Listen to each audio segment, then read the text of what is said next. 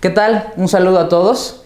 Yo soy el doctor Roberto Cordero. El día de hoy vamos a platicar un poco acerca de historia de la anatomía, un poco de historia de la medicina, terminología médica, generalidades de anatomía. Vamos a ver cómo funciona el estuche de disección y vamos a describir un órgano de forma adecuada. El día de hoy vamos a adelantar un poquitín acerca de los órganos que veremos en las próximas clases y finalmente aclararemos dudas en un momentito más que tengamos o que nos conectemos en línea. Como ya habíamos platicado anteriormente en la presentación del curso, esta es la modalidad que nosotros vamos a utilizar para el resto de las clases, en donde nosotros vamos a ver previamente la clase, el video que yo les estoy enviando con las diapositivas, la presentación, y posteriormente nos reuniremos para comentar sus dudas, para platicar acerca de lo que ustedes no hayan entendido de la clase. Y la finalidad de grabar estas clases de esta forma es evitar interrupciones, evitar que haya un ruido de fondo, que se pierda la conexión al momento de la reunión y bueno, que ustedes no pierdan el hilo, puedan adelantar, regresar y estar viendo las veces que sea necesario lo que ustedes no hayan entendido. Obviamente esto lleva mucho de su parte, de modo que ustedes deben de estudiar en su libro, deben de revisar la bibliografía que nosotros les brindamos en el syllabus y deben de corroborar que lo que nosotros estamos diciendo efectivamente es correcto. Si ustedes tienen alguna duda, si tienen alguna pregunta, pueden mandar un correo, pueden mandar un WhatsApp, pueden aclarar esas mismas dudas al momento que nos conectemos en la reunión en Zoom o en cualquiera de las plataformas que nos brinde la universidad, de modo que ustedes tengan muy claro lo que nosotros estamos viendo en cada tema. No son muchos temas, son temas pequeños, cortos, pero que se les puede sacar mucho provecho y que se pueden desglosar y desmenuzar al modo y al ritmo que ustedes pidan.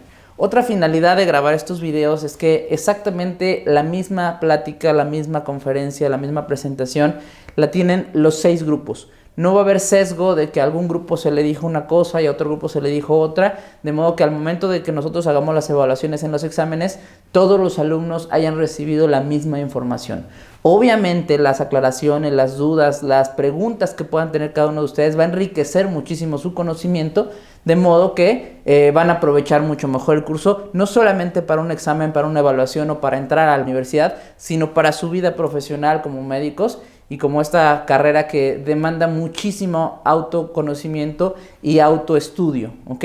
Vamos a iniciar con esta primera plática y espero que sea de su agrado. Bueno, primero los objetivos de la clase son conocer la historia de la anatomía. Eso es importante porque hay muchas de las cosas que en anatomía nos ayudan a describir, ¿ok? Hay muchos aspectos históricos de la anatomía que nos enseñan a nosotros como médicos por qué es tan importante la descripción, la observación, el arte, la pintura, la escultura que utilizaban los antiguos médicos y anatomistas para poder conocer el cuerpo humano. Nosotros aprendemos a describir y aprendemos mucho acerca de la anatomía.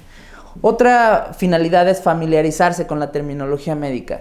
No hay forma de que un médico pueda conducirse en su vida, pueda hablar con otros médicos si no se utiliza el idioma de la medicina. Si ustedes no aprenden a hablar como médicos, difícilmente nosotros vamos a creer que ustedes son médicos. Entonces tienen que aprender a utilizar los términos, aprender que hay términos coloquiales, hay términos que se utilizan en casa, hay términos que normalmente utilizamos de una forma con las personas que no son médicos y que dentro del ambiente de la medicina tienen otro significado totalmente distinto. Me interesa mucho que ustedes aprendan a hablar como médicos y es algo que el doctor Omar y yo vamos a evaluar al final de este curso, que ustedes estén hablando y describiendo como médicos, ¿ok?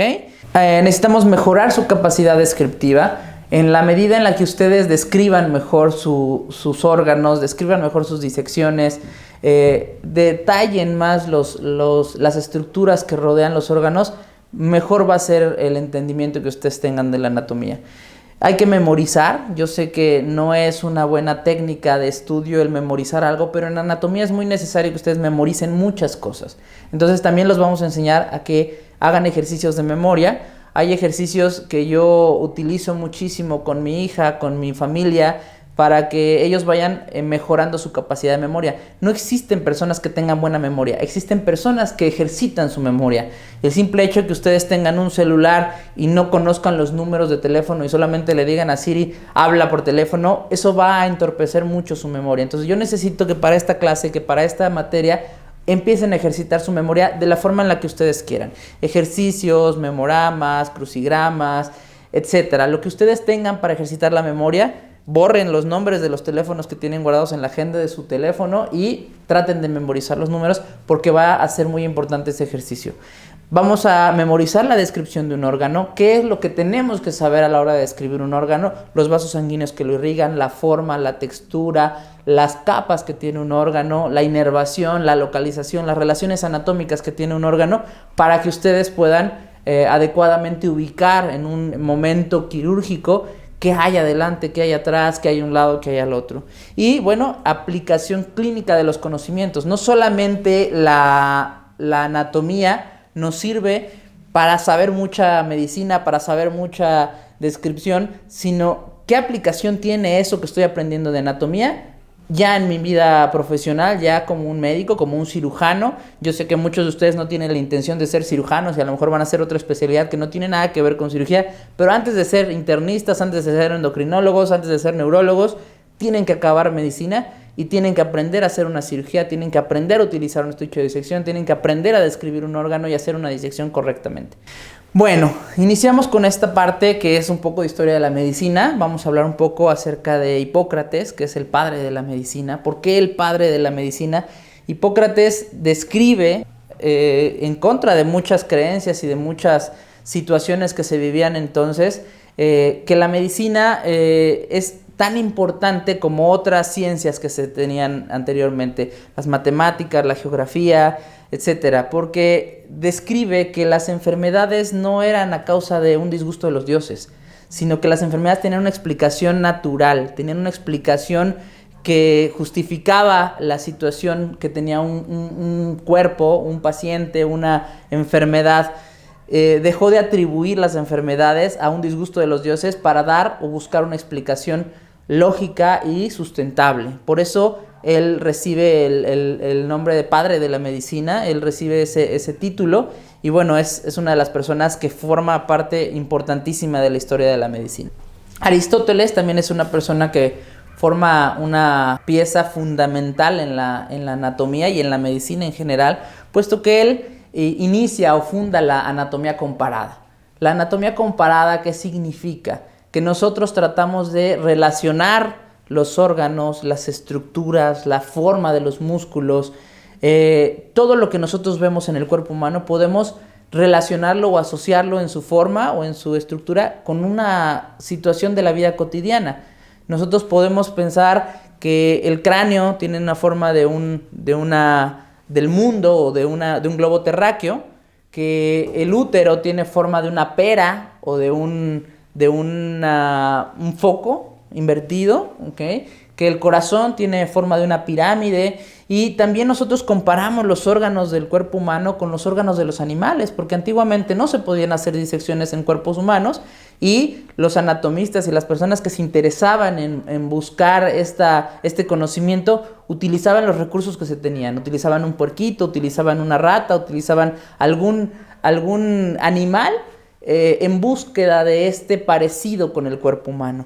¿Okay? Él nombra la aorta, o sea, nosotros conocemos el nombre de la aorta y a lo mejor nosotros googleamos qué es la aorta y por qué se llama así y vemos que es el vaso más importante del cuerpo. Sin embargo, hoy en día que un nombre permanezca en la historia no es tan sencillo. Lo vemos nosotros con nuestros padres, nos pusieron un nombre y todo el mundo se dice güey, ¿no?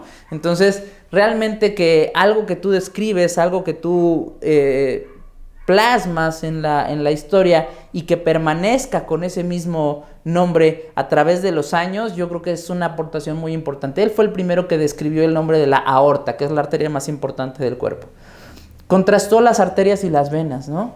Dices, ay, qué fácil, ¿no? Las arterias llevan sangre, las venas traen sangre, pero en ese entonces, con la carencia de conocimientos que se tenía, con la ausencia de toda la tecnología que hoy en día tenemos para saber algo, ellos no tenían Wikipedia, ellos no tenían Google, ellos no tenían un libro siquiera para poder tratar de describir la diferencia entre un vaso sanguíneo y otro. Las arterias llevan sangre, las venas traen la sangre, las arterias llevan sangre oxigenada, las venas llevan sangre carboxilada, pero eso que nosotros ya sabemos con mucha facilidad, él tuvo que describirlo de una forma muy, muy especial y muy complicada, ¿ok? Describió el corazón de un embrión de pollo. O sea, yo no sé de qué tamaño ustedes pueden imaginar que es el corazón de un pollo. Un pollito de esos que nosotros compramos en el mercado de colores y que es muy cómico. Cuando somos pequeños todos queremos un pollito. Bueno, el corazón de un pollo, ¿de qué tamaño será? Bueno, el corazón de un embrión de pollo, ¿de qué tamaño será? Y describir ese corazón en un embrión de pollo con la carencia de tecnología y de microscopios y demás que se tenían en ese entonces, yo creo que es una aportación sumamente importante. Él inicia como tal la ciencia de la embriología y bueno, por eso también pasa a la historia y forma parte importante de la historia de la medicina. Herófilus es un personaje que compite profesionalmente con Erasistratus, ¿okay? Herófilus es el padre de la anatomía científica. Es quien practica primero que nadie disección sistemática en cadáveres. ¿A qué se refiere una disección sistemática? Que yo llevo un orden, que yo separo los órganos, los sistemas, los tejidos y que llevo un orden para realizar un procedimiento de una disección. Él es el primero que realiza una disección sistemática, es el primero que ayuda a describir en orden una disección y bueno, por eso forma parte de la historia de la anatomía. Describió el cráneo, el ojo, las meninges, que ya más adelante hablaremos en el sistema nervioso central y el sistema nervioso periférico acerca de las meninges.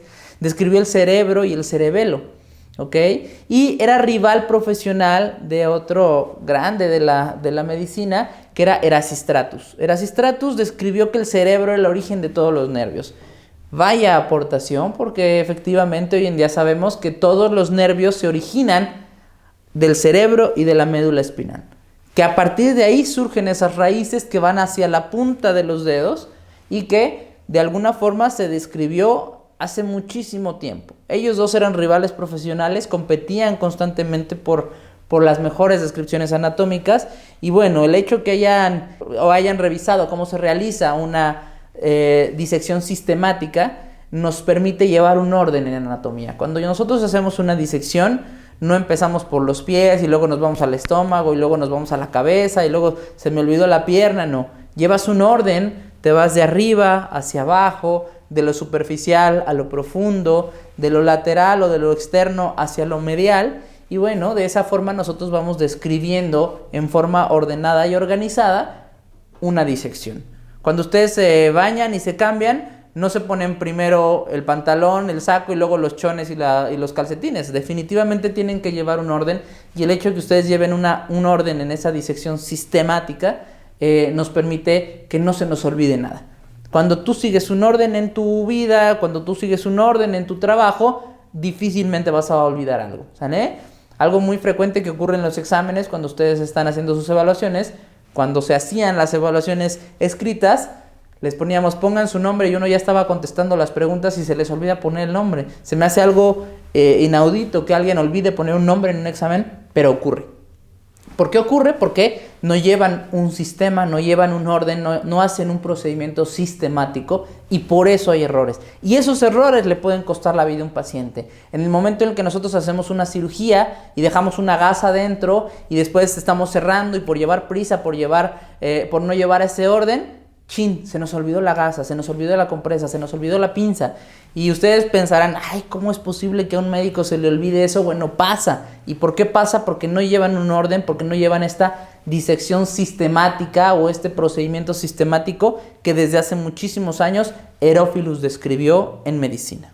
Y bueno, aquí viene el padre de la anatomía. ¿Por qué se forma este título? El padre de la anatomía es Andrea Vesalius. Andrea Vesalius hizo lo mismo que hicieron sus colegas médicos en la antigüedad. Él hizo exactamente lo mismo que ellos, hizo disecciones, hizo descripciones, hizo dibujos, era un gran anatomista. Sin embargo, lo que hace que él pase a la historia, lo que hace que él lleve este título de padre de la anatomía moderna, es que todo eso que todos habían descrito y que todos conocían en relación a la anatomía y a la medicina, él lo plasma en un libro.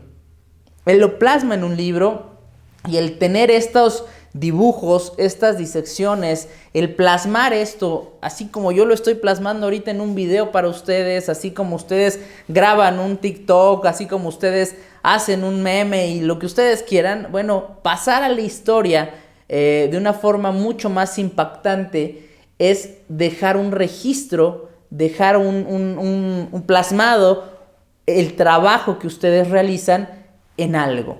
Él utiliza este medio, el libro que él formula, que se llama De Corpore Fabri, en donde utiliza no solamente descripciones de él, sino descripciones también de pintores, de otros anatomistas. Él utiliza pinturas dentro de su libro para describir algunas disecciones, algunos órganos, y bueno, la verdad es que esta idea es formidable para que otras generaciones puedan seguir aprendiendo acerca de lo que ellos hacen. Hoy en día tenemos un sinnúmero de libros de anatomía que nos permiten conocer distintos puntos de vista de un mismo órgano, de una misma disección, y que afortunadamente quedaron registrados de alguna forma en la historia, ¿ok?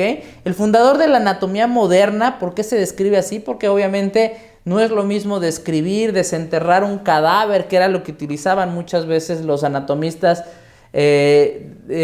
utilizar un animalito o hacer alguna forma de descripción anatómica que plasmarlo en un libro.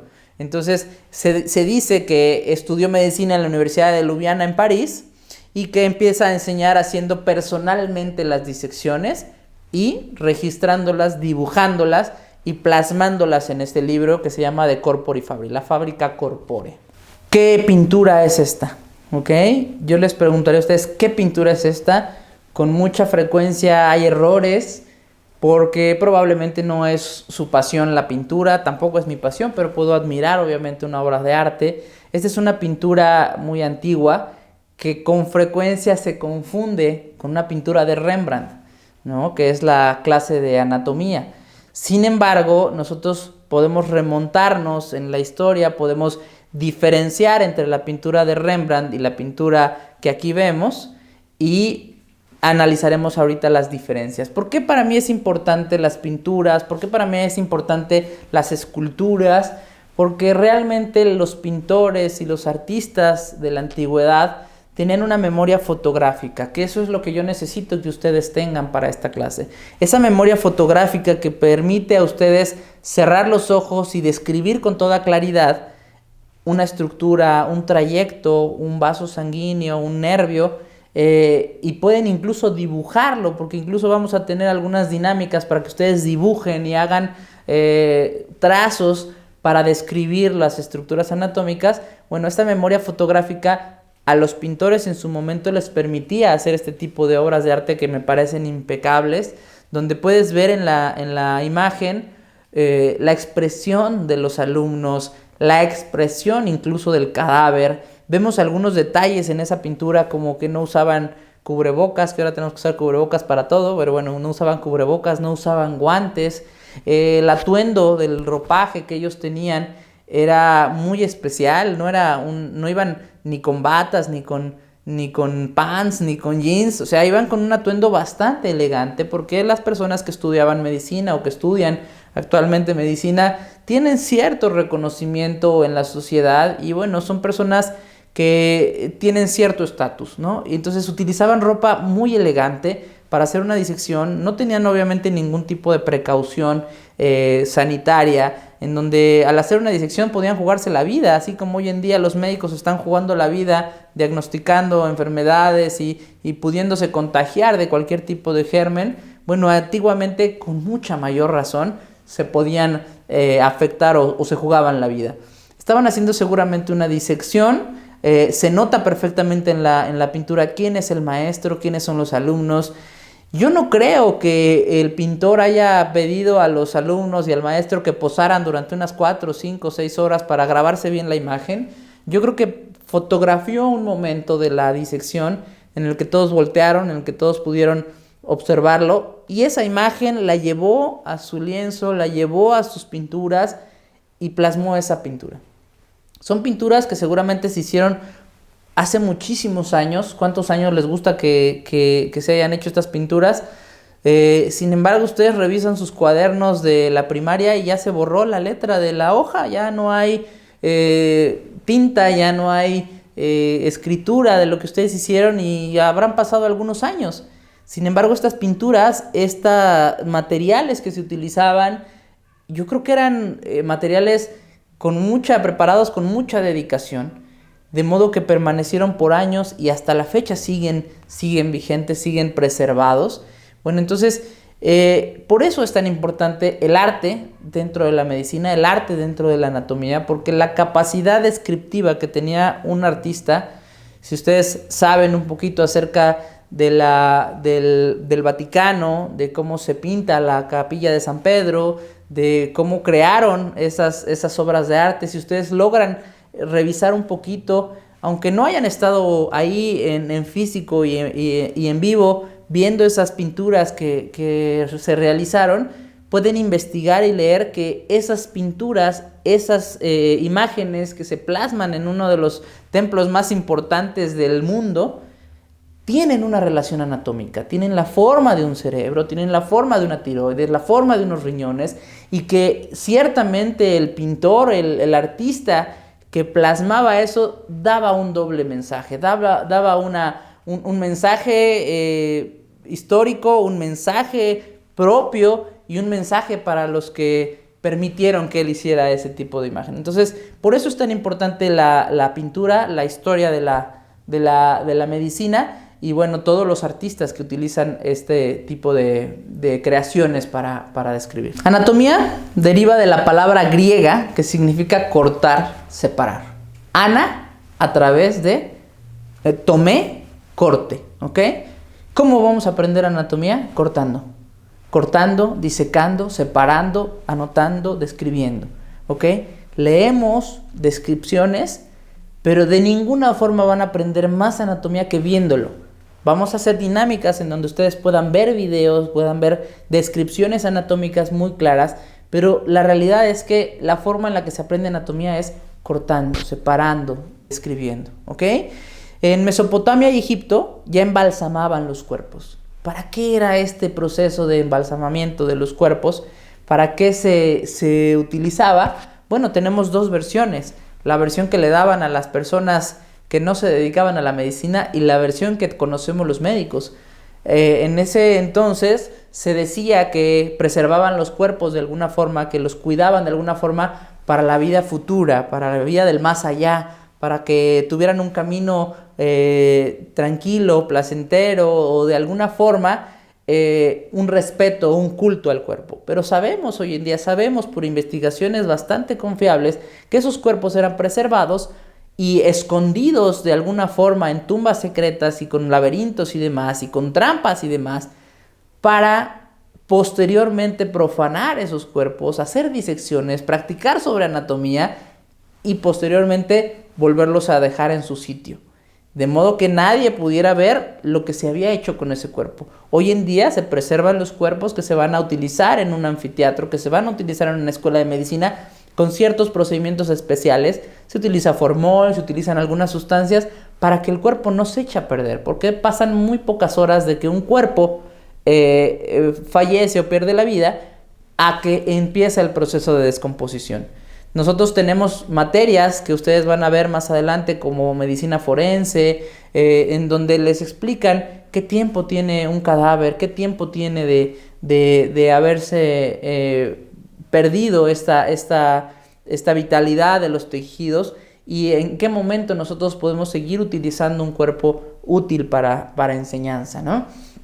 En congresos internacionales, mundiales, en donde se llevan a cabo prácticas de medicina, hay veces que se utilizan cuerpos frescos, cuerpos que tienen horas o minutos que perdieron la vida y que inmediatamente se busca darle una utilidad. ¿Okay? Sabemos que la donación de órganos también tiene un principio en base a esto, y que bueno, tenemos horas para que un órgano todavía sea útil para otras personas. La donación de órganos tiene también como parte importante esta preservación de los tejidos. Y bueno, ya sabemos, en relación, volviendo al tema de la historia de la medicina, que en Mesopotamia y Egipto ya embalsamaban los cuerpos. En Grecia admiraban ya los cuerpos desde hace mucho tiempo. Sabemos que las Olimpiadas era un culto o una forma de venerar la belleza del cuerpo humano. Y si ustedes pueden darse una vuelta, aunque no sea viajar hasta Grecia y viajar a Atenas y viajar a todos los lugares donde se llevaban a cabo estos Juegos Olímpicos, pero ya hoy en día tenemos tours virtuales en donde se meten a ver la Capilla Sixtina, donde se meten a ver las esculturas de Grecia, y tenemos tours virtuales en donde ustedes pueden conocer las esculturas que se hacían en ese entonces. Yo no sé si ustedes conozcan la Venus, yo no sé si ustedes conozcan el David, yo no sé si ustedes conozcan en persona esas esculturas, pero si no las conocen pueden investigarlo y saber que no son esculturas que fueran de nuestro tamaño. No son esculturas pequeñas, no son esculturas ni un poquito grandes, son esculturas gigantescas. Son esculturas que describen perfectamente las líneas y las fibras musculares que tienen algunos grupos musculares, las extremidades, las venas, e incluso hay esculturas que pueden observarse el vello de la piel. Son esculturas que definitivamente no debieron de haber sido fáciles, que no utilizaron una impresora 3D para poder crear esa escultura, y que definitivamente quien las hizo tenía un conocimiento muy muy sólido de la anatomía y una memoria bastante privilegiada, ¿no? Entonces, en Grecia ya se admiraba la belleza del cuerpo humano, y es por eso que hay una gran cantidad de esculturas creadas hace muchos años que describen perfectamente el cuerpo humano. En la Ilíada de Homero, 800 años antes de Cristo, ya se describían a la anatomía de las heridas. Ya se describía lo que es una herida punzocortante, lo que es una herida cortocontundente, lo que es una herida por machacamiento. En la Ilíada de Homero, 800 años antes de Cristo, ¿ok? Ya describe esa anatomía de heridas. En Alejandría ocurre un evento muy especial, una situación sumamente triste, porque en la invasión de los romanos se destruye, se incendia una biblioteca, la biblioteca de Alejandría, en donde una cantidad de obras literarias y de libros de anatomía y de medicina se pierden, ¿ok? Entonces, pues la destrucción de esa biblioteca donde se permitía ya la descripción de disecciones autorizadas. No es lo mismo antes de que las disecciones fueran permitidas y después de que las disecciones fueran permitidas. Existe un avance impresionante de la literatura en relación a anatomía, puesto que no es lo mismo hacer una disección clandestina que alguien que ya le autorizan a hacer disecciones. La cantidad de información que se pierde en esta destrucción de la biblioteca de Alejandría fue un evento trágico, ¿ok? Entonces, Alejandría fue un antes y un después de la destrucción de la biblioteca. Después también aparece Galeno como un influyente de Alejandría, quien describió la anatomía en animales, quien dice que las arterias llevan sangre y no aire.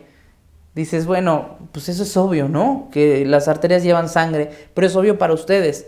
Pero para alguien que tenía cero posibilidad de bajar en el Google alguna información, bueno, describir que las arterias llevan sangre en lugar de aire era un gran avance. Entonces, Galeno también fue un importante personaje dentro de la historia de la medicina, y bueno, pues que ustedes entiendan por qué es importante el arte dentro de la medicina. Esta pintura se llama Lección de Anatomía de William van Denver. ¿Okay? Es una pintura un poquito más actual que la de Rembrandt. Aquí tenemos la pintura de Rembrandt, es con la que con frecuencia se confunde la pintura que les mencioné anteriormente. Esta pintura de Rembrandt tiene muchos menos detalles descriptivos y mucho menos detalles incluso en las expresiones faciales de las personas que están ahí. Esta sí es la clase de anatomía de Rembrandt, y yo les pido que ustedes vuelvan atrás y vuelvan adelante, vuelvan atrás y comparen las dos pinturas. Y bueno, finalmente en gustos se rompen géneros, y obviamente habrá quien le guste más las pinturas de Botero, habrá quien le guste más las pinturas de Rembrandt, otros tendrán distintos gustos por X o Y razón. Cada quien elige el arte que aprecia con mayor gusto, ¿ok? Bartolomeo Eustaquio es un personaje que describe por primera vez el sistema nervioso, ¿okay? Que describe y plasma la forma en la que el sistema nervioso se divide.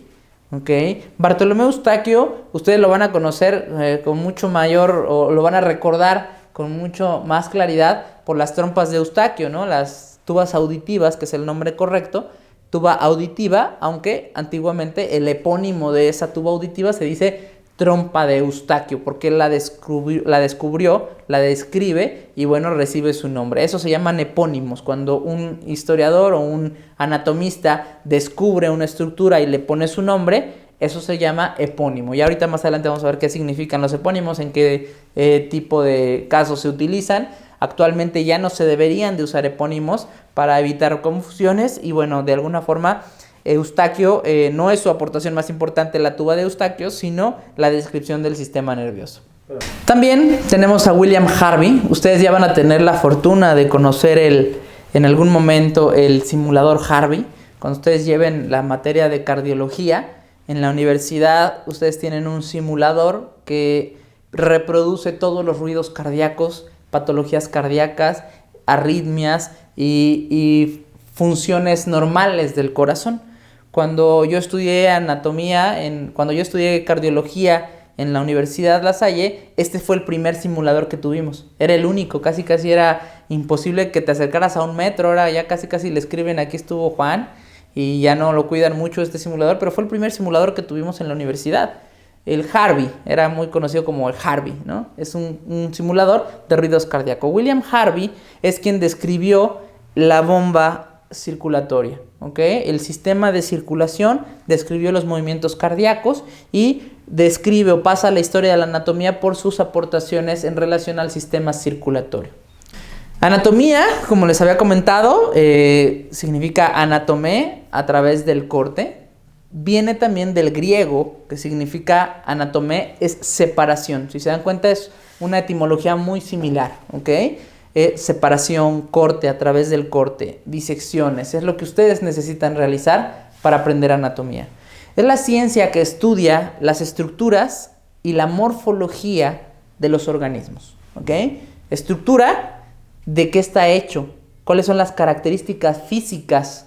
La forma, la morfología es la forma que tiene ese órgano. Si yo tengo un ovario, yo le puedo decir que tiene la forma de una nuez de Castilla, o puedo describir que es una textura blanda. La estructura es firme, es blanda, es sólida, como el cráneo, como un hueso, ¿ok?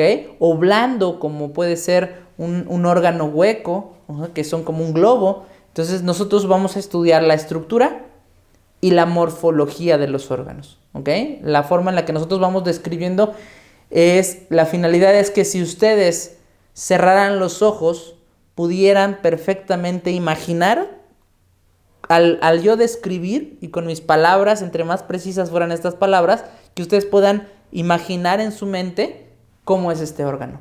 Si ustedes cierran sus ojos y yo les digo que el útero es un órgano sólido, semisólido, que tiene cierta consistencia, como incluso puede ser una esponja, que tiene una forma de una pera invertida, que mide 7 por 5 por 2.5 centímetros, que tiene unas estructuras tubulares hacia los lados en la parte superior y lateral, que se dirigen hacia la parte posterior y que terminan en 2 estructuras en forma de nuez de Castilla, que son los ovarios, y que en la parte lateral inferior hay una zona que se llama istmo, que es la parte más delgada del útero, y después finalmente se continúa con el cérvix del útero, que es el cuello en la parte inferior.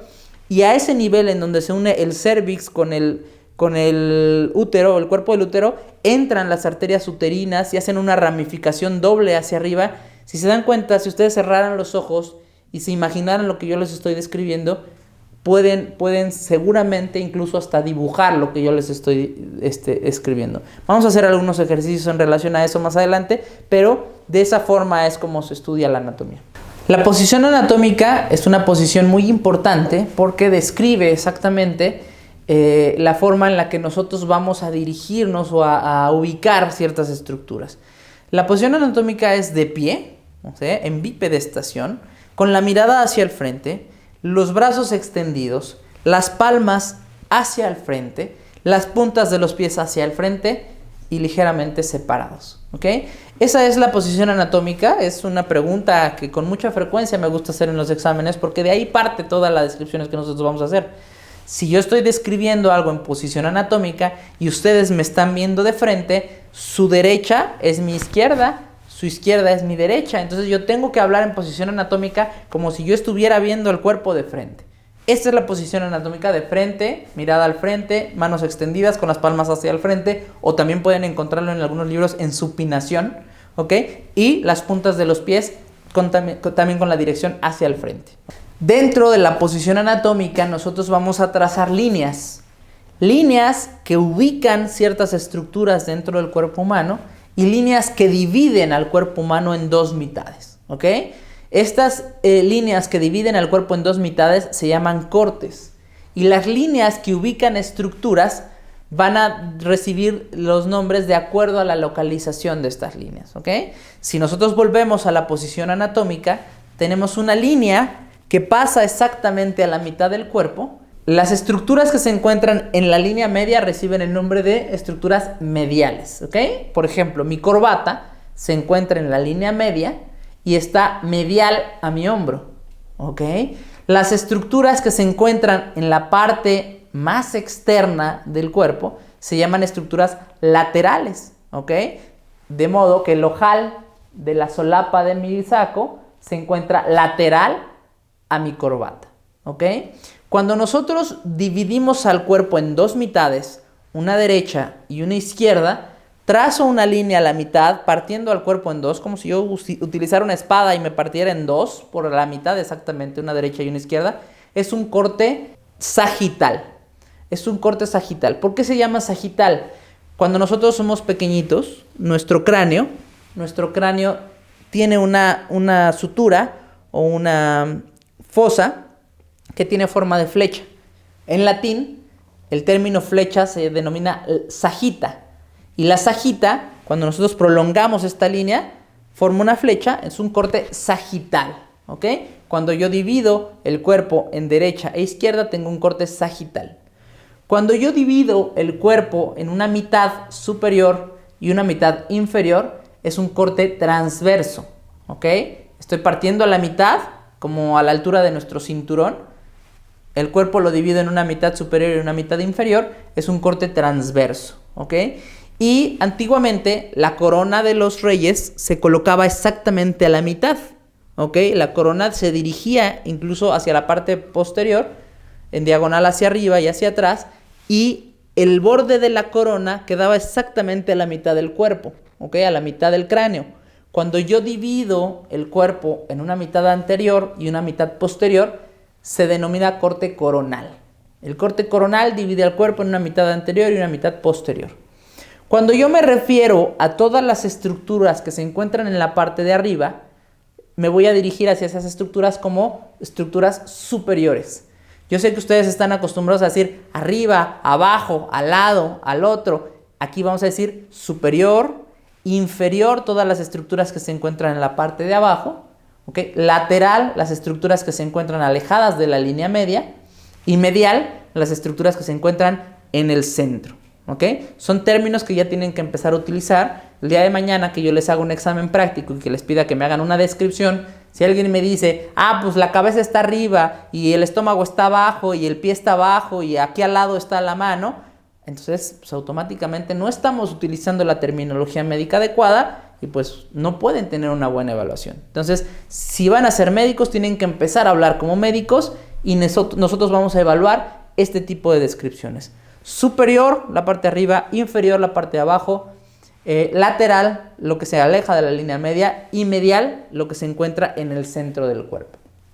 Tenemos otros términos importantes que se encuentran en las descripciones anatómicas que se denominan distal y proximal. El término distal es todo lo que se aleja del origen, ¿ok? El origen de mi brazo es el hombro. El origen de mi brazo es el hombro, ¿ok? Entonces el hombro es proximal y la mano es distal, ¿ok?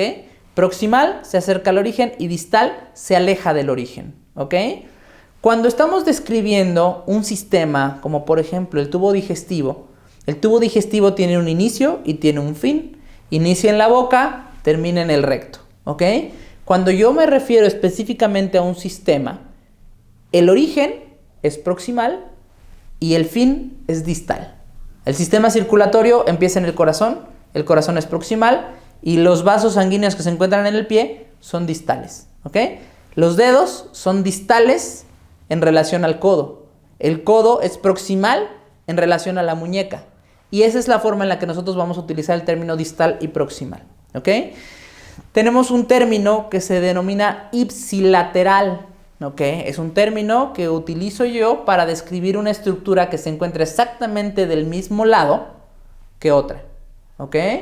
Por ejemplo, la clavícula derecha se encuentra ipsilateral al pezón derecho, ¿ok?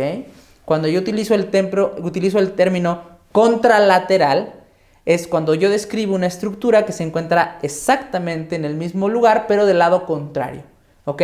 El pezón derecho es contralateral al pezón izquierdo, ¿ok? Esos son términos que también van a encontrar a la hora que estén estudiando en su libro la terminología. Y bueno, si alguien encuentra algún otro término que no mencionemos aquí en la clase, lo podemos comentar más al ratito durante la sesión, ¿ok? Tenemos términos combinados. Los términos combinados también es importante que los aprendamos a utilizar porque van a ubicar con mayor claridad alguna estructura. Como por ejemplo, si yo voy a describir el pulmón o el ápice del pulmón, tengo que combinar términos como son el término lateral y el término superior. Entonces utilizaré o diré el ápice del pulmón se encuentra superolateral izquierdo, ¿ok?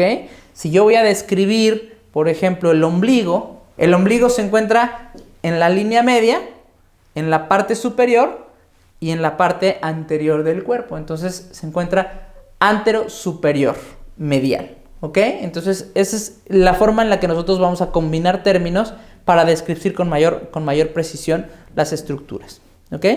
Esos son términos de localización. Cuando yo quiero ubicar a una persona, una estructura que no se mueve, que ahí está permanentemente, utilizo términos de localización. Y cuando yo voy a utilizar términos de movimiento, vamos a utilizar palabras como rotación, flexión, extensión, que ahorita vamos a describirlos cada uno, ¿ok? Vamos a empezar con el término flexión. Cuando yo tengo una estructura, como son los dedos, como son el codo, el brazo, estructuras que pueden moverse, nosotros vamos a utilizar el término de movimiento. En el caso de la flexión es cuando yo reduzco el ángulo de una articulación, hago una flexión. Si recordamos nuestras clases de geometría, el ángulo agudo, obtuso, etcétera, son ángulos que se van formando con la unión de dos líneas. Cuando yo tengo una articulación y reduzco el ángulo de esta articulación, voy a hacer una flexión. O sea, cuando yo doblo el brazo, ustedes le van a decir a su abuelita, a su prima, a su sobrino, dobla el brazo. Pero cuando se dirijan a mí o a otro médico, le tienen que decir, flexiona el brazo, ¿ok? El término doblar, en terminología médica, es flexionar.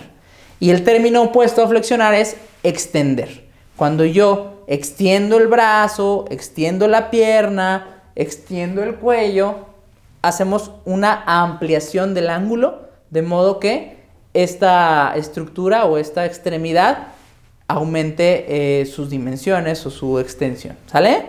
Tenemos otro término que se llama rotación.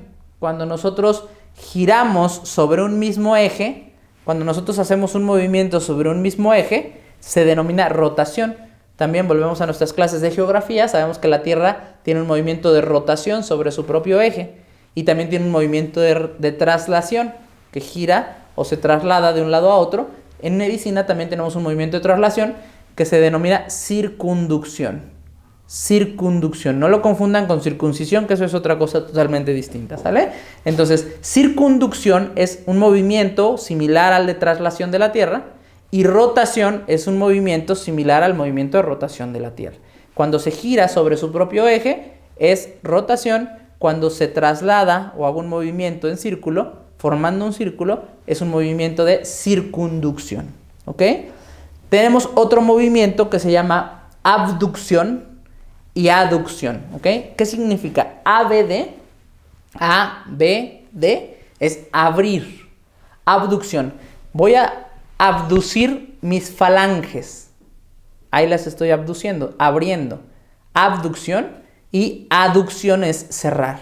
Cuando yo abro los brazos, estoy abduciendo los brazos, y cuando yo cierro los brazos o me pongo en posición de firmes, estoy aduciendo. Aducción, ¿ok? Esos son otros movimientos, otros términos de movimiento. Tenemos otro movimiento que nos distingue de los primates. Al ser humano, el pulgar nos distingue de los primates porque tenemos posibilidad de oposición. Los primates hacen este movimiento para agarrar las cosas. El humano tenemos el pulgar que nos permite tener una pinza mucho más fina y mucho más precisa. El movimiento de oposición del dedo es colocar enfrente de, ¿ok? El pulgar hace oposición. Cuando yo pongo una mano adelante de otra, estoy haciendo una oposición de la mano, ¿ok? Oposición es poner enfrente de, ¿ok? El último término que nosotros vamos a describir en esta diapositiva es el movimiento de protrusión. El movimiento de protrusión es sacar de atrás hacia adelante. Como por ejemplo, los perritos bulldog inglés, no sé si alguien tiene un perrito de esos, yo tuve un perrito que se llamaba Bobby, y esos perros característicamente son prógnatas y hacen un movimiento de la mandíbula hacia adelante, protrusión, o sea, de atrás hacia adelante. Otro ejemplo de protrusión es cuando sacamos la lengua. Cuando mi hija viene y me dice que en la escuela una niña le sacó la lengua, pues yo le digo, no te la pudo haber sacado, hija, porque ahí la tienes, ¿no? Y entonces ella se ríe y me dice, también llora, que porque dice que no le hago caso, pero el término correcto que ella debería de decir es, la niña protruyó su lengua y me la mostró. Entonces es una broma nada más, ¿ok? Pero bueno, el término correcto es protrusión, protruir la lengua, ¿ok? Protruir la mandíbula. Y el término opuesto a protrusión es retrusión, ¿ok? La cirugía que nosotros le hacemos a los perritos o a las personas que tienen prognatismo es una retrusión de la mandíbula hacia la parte de atrás. Cortamos parte de la mandíbula y retraemos la mandíbula hacia atrás. Es retrusión. Otro término que nosotros tenemos específicamente en los pies es inversión y eversión, ¿ok? Inversión es cuando la planta del pie se dirige a la línea media, esa es inversión, y eversión es cuando la planta del pie se dirige hacia la línea lateral o hacia lo externo. La típica lesión del fútbol cuando llegan y le dan un planchón es una eversión forzada, ¿ok? Lo planchan así como el Cuauhtémoc Blanco, lo planchan y el pie se va hacia la línea externa, esa es una eversión forzada. Y la lesión típica de las mujeres cuando usan tacones muy altos y no le saben mucho al tacón es una inversión forzada. Se caen típicamente, doblan el pie hacia la parte interna y esa es una inversión forzada. Otro término importante que tenemos es elevación y descenso, ¿ok? No me digan subir y bajar, es elevación y descenso.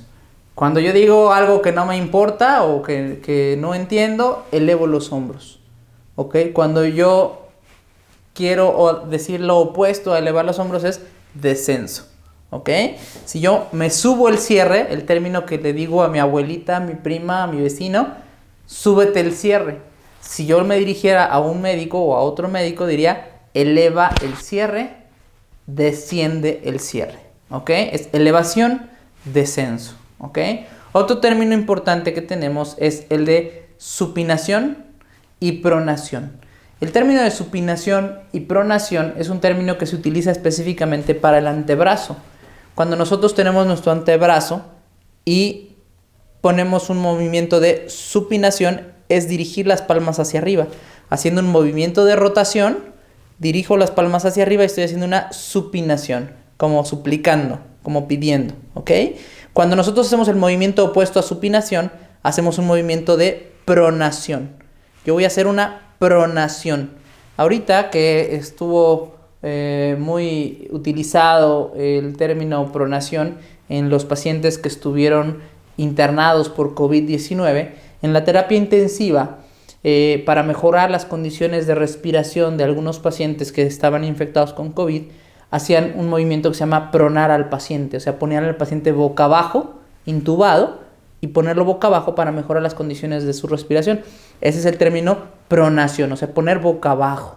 Las manos, yo hago una pronación y las pongo con la mirada hacia abajo, con la palma hacia abajo, y supinación hacia arriba. Cuando yo pido a un paciente que se acueste boca arriba, le dicen a su hermanita, ponte boca arriba. Ese es el término coloquial. Nosotros médicamente diríamos al paciente, colócate en posición de cúbito supino. O sea, acostado, que es el término decúbito, acostado, boca arriba, es decúbito supino.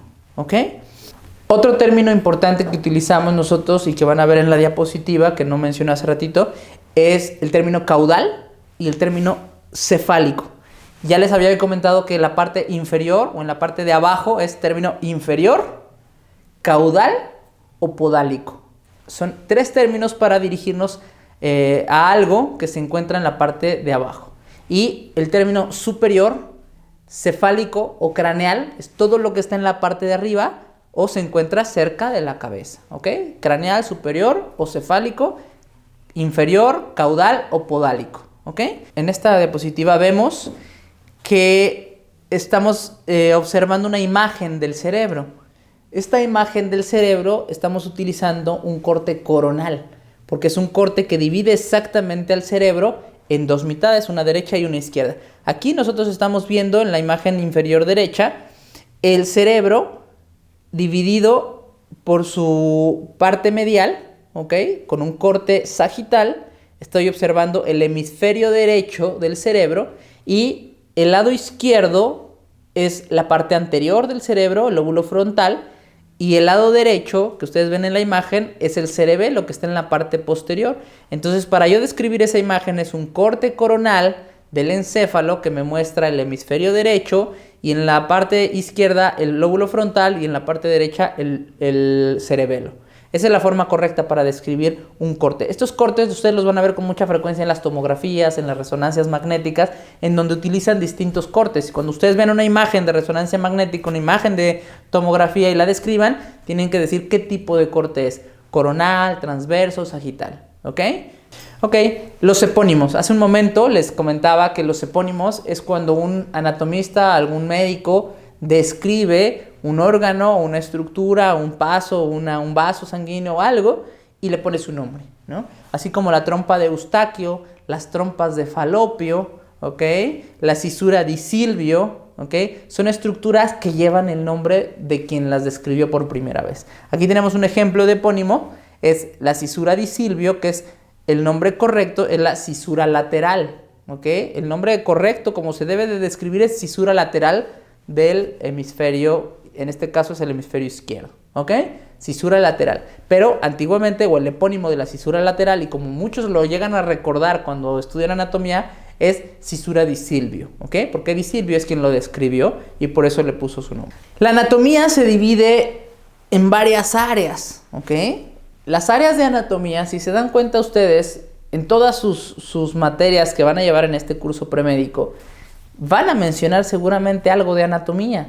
Sin embargo, una parte de la anatomía es la función del órgano, que actualmente ya se conoce como fisiología. Ustedes llevan una materia de fisiología y será el profesor de fisiología el encargado de explicarles cómo funciona la célula, cómo funciona el órgano, cómo funcionan las glándulas, cómo funcionan los nervios, el potencial de acción, la función de cada órgano, ¿ok?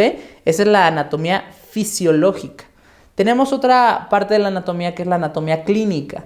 La anatomía clínica es ¿para qué me sirve? ¿De qué me sirve aprender que el corazón está del lado izquierdo y que está ligeramente cargado hacia lo lateral, que se dirige hacia el frente, hacia abajo, o que tiene ciertas localización? Bueno, pues cuando yo tengo un dolor, un infarto, un dolor precordial, ya puedo pensar que lo que me duele aquí no será el riñón o no será el ovario. Entonces, es importante la anatomía clínica para identificar lo que estoy aprendiendo de anatomía, cómo lo aplico a la medicina, ¿ok? Ya en cada una de las clases que vamos a ir viendo, como es los huesos, los nervios, los músculos, en cada una de esas clases yo voy a tratar de darles un enfoque clínico al final de la clase, ¿ok?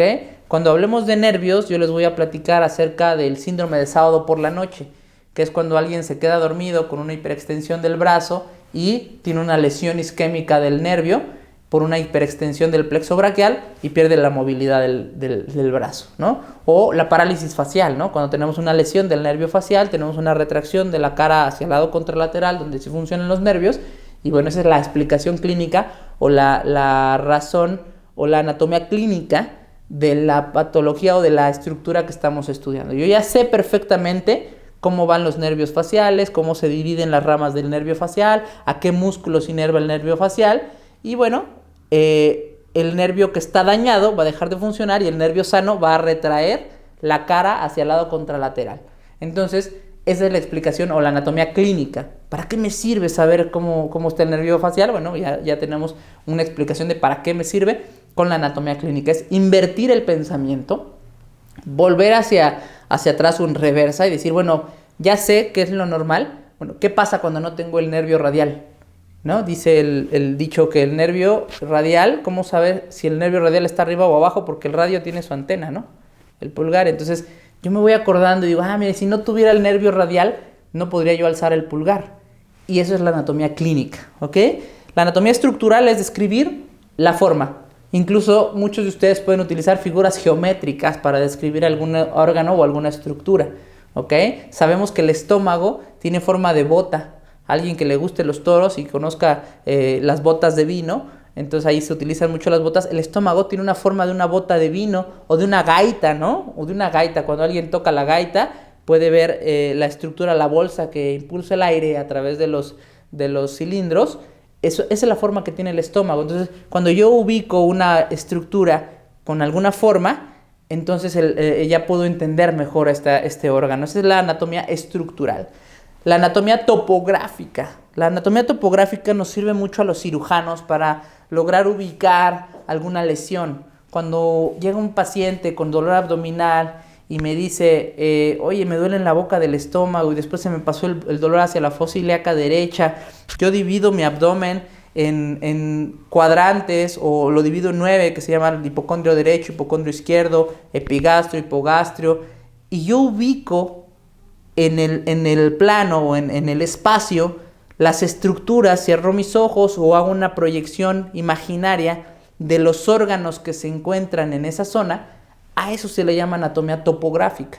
Yo sé que en la fosa ilíaca derecha se encuentra el ovario derecho, se encuentra el apéndice, se encuentra el colon sigmoide, se encuentra la arteria ilíaca. Todas las estructuras que se encuentran en la fosa ilíaca derecha, si le duele ahí al paciente, pueden ser todas esas estructuras. Si el paciente me dice, me duele el pecho, entonces yo sé que en esta zona donde el paciente se está tocando con su mano se encuentra el corazón. A lo mejor el paciente puede estar sufriendo un infarto.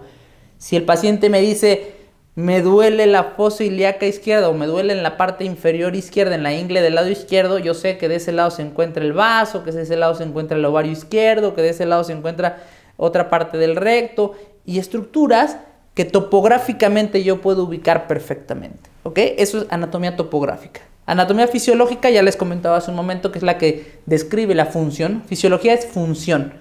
Uno de los libros más bonitos que ustedes van a encontrar en la carrera de medicina y que en lo personal compré por lo que me encanta ese libro, es el Guyton, ¿no? El Guyton es un libro de fisiología. Solamente habla de todo lo que es fisiología, es función de los órganos. Y finalmente la anatomía patológica, en la cual no nos vamos a detener en este curso porque, como saben, es un curso de introducción a la anatomía. Es un curso en el que ustedes van a aprender las bases para aprender a describir un órgano, una región anatómica, una estructura. La anatomía patológica nos habla de los órganos enfermos. ¿Cómo se ve un hígado graso? ¿Cómo se ve un hígado con cirrosis? ¿Cómo se ve un cáncer de ovario?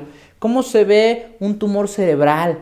Un riñón con piedras o con litos renales. Esa es la anatomía patológica. ¿Cómo se ve, cómo se describe un órgano enfermo? Un órgano enfermo no va a ser igual que un órgano sano, pero para poder aprender los órganos enfermos tenemos que describir perfectamente y conocer lo que es sano. Ustedes me podrán decir al final del curso, mira, ¿sabes qué? Este es un ovario que está de estas características, de esta forma. Y si yo les pongo de mañoso y de tramposo, les pongo un ovario con cáncer, y les pongo un quiste de ovario y ustedes me van a decir, mira, no sé qué sea, no sé si es un quiste, no sé si es un tumor, no sé si es un teratoma, pero normal no es, ¿no? Porque yo sé perfectamente lo que es normal, yo sé el tamaño del ovario normal, yo sé las características y la consistencia del ovario normal y este ovario no está normal. Yo no les voy a pedir que me den la patología. Cuando vayan en octavo semestre me tendrán que dar la patología, pero ahorita en primer semestre de anatomía ustedes me tienen que decir, el ovario es así, así, así, así, y este que usted me está mostrando no es un ovario normal. No sé qué tenga, pero normal no es, porque lo normal yo lo sé perfectamente bien y este no es un ovario normal. Con eso nos damos por bien servidos en este curso y bueno, esa es la forma en la que se divide la anatomía o el estudio de la anatomía. Aquí les comento en texto como lo que les dije hace un momento. La estructura es el nivel desde las células que componen un organismo, un sistema, como por ejemplo el sistema óseo, el sistema esquelético. La estructura del hueso se compone a través de una célula milimétrica, una célula que se puede ver al microscopio. Tenemos ahí las osteonas involucradas, tenemos ahí los osteoclastos, los osteoblastos, la estructura molecular. Y después se forma las trabéculas, el hueso compacto, el hueso esponjoso, la médula ósea, y eso va a dar la estructura macroscópica. Vamos a ver, en la anatomía estructural vamos a ver desde las células hasta lo macroscópico y, bueno, la descripción de los órganos, ¿ok?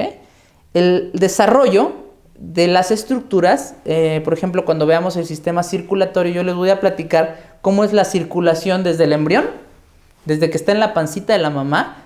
La circulación lleva un sistema muy corto porque pues, el bebé no respira dentro de la pancita de la mamá, el bebé depende del cordón umbilical y entonces sus pulmones no funcionan.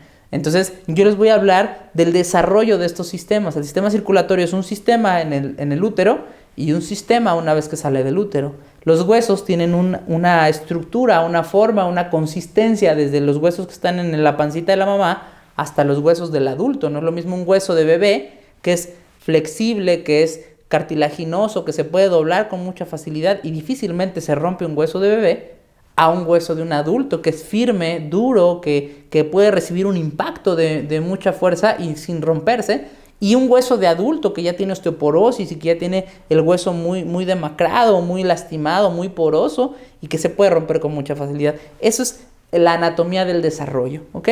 La anatomía sistémica, que esa es una parte que ustedes tienen que aprender a ser ordenados en la descripción, ¿no? Yo voy a describir la anatomía por sistemas.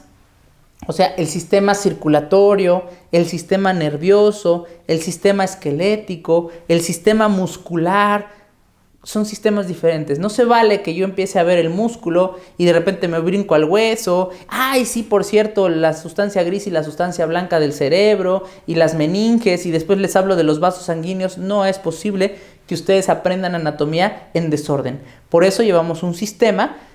Tratamos de dividir cuando se trata, por ejemplo, del sistema musculoesquelético, que es una parte que en las disecciones se aprende muy bien.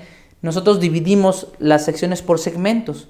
Yo tengo segmentos cabeza, cuello, tórax, dorso, abdomen, pelvis, miembros inferiores, miembros superiores. Si yo los divido, los separo, oye, que ya terminé de estudiar los miembros superiores, el brazo, los músculos del brazo, el hueso del brazo, los vasos sanguíneos del brazo, los nervios del brazo, ya los sé de memoria, ok, me paso a las piernas, me paso a los miembros inferiores, ya me aprendí de memoria los miembros inferiores, ahora me voy al abdomen, después me voy al tórax, después me voy al cuello. El cuello es una zona verdaderamente catastrófica para el estudiante de medicina, porque el cuello tiene una cantidad de triángulos, una cantidad de espacios por donde pasan vasos sanguíneos de alto calibre y que tenemos que dominar perfectamente bien. La tráquea, el esófago, la tiroides, ¿okay? Las glándulas paratiroideas, la columna cervical, la médula cervical.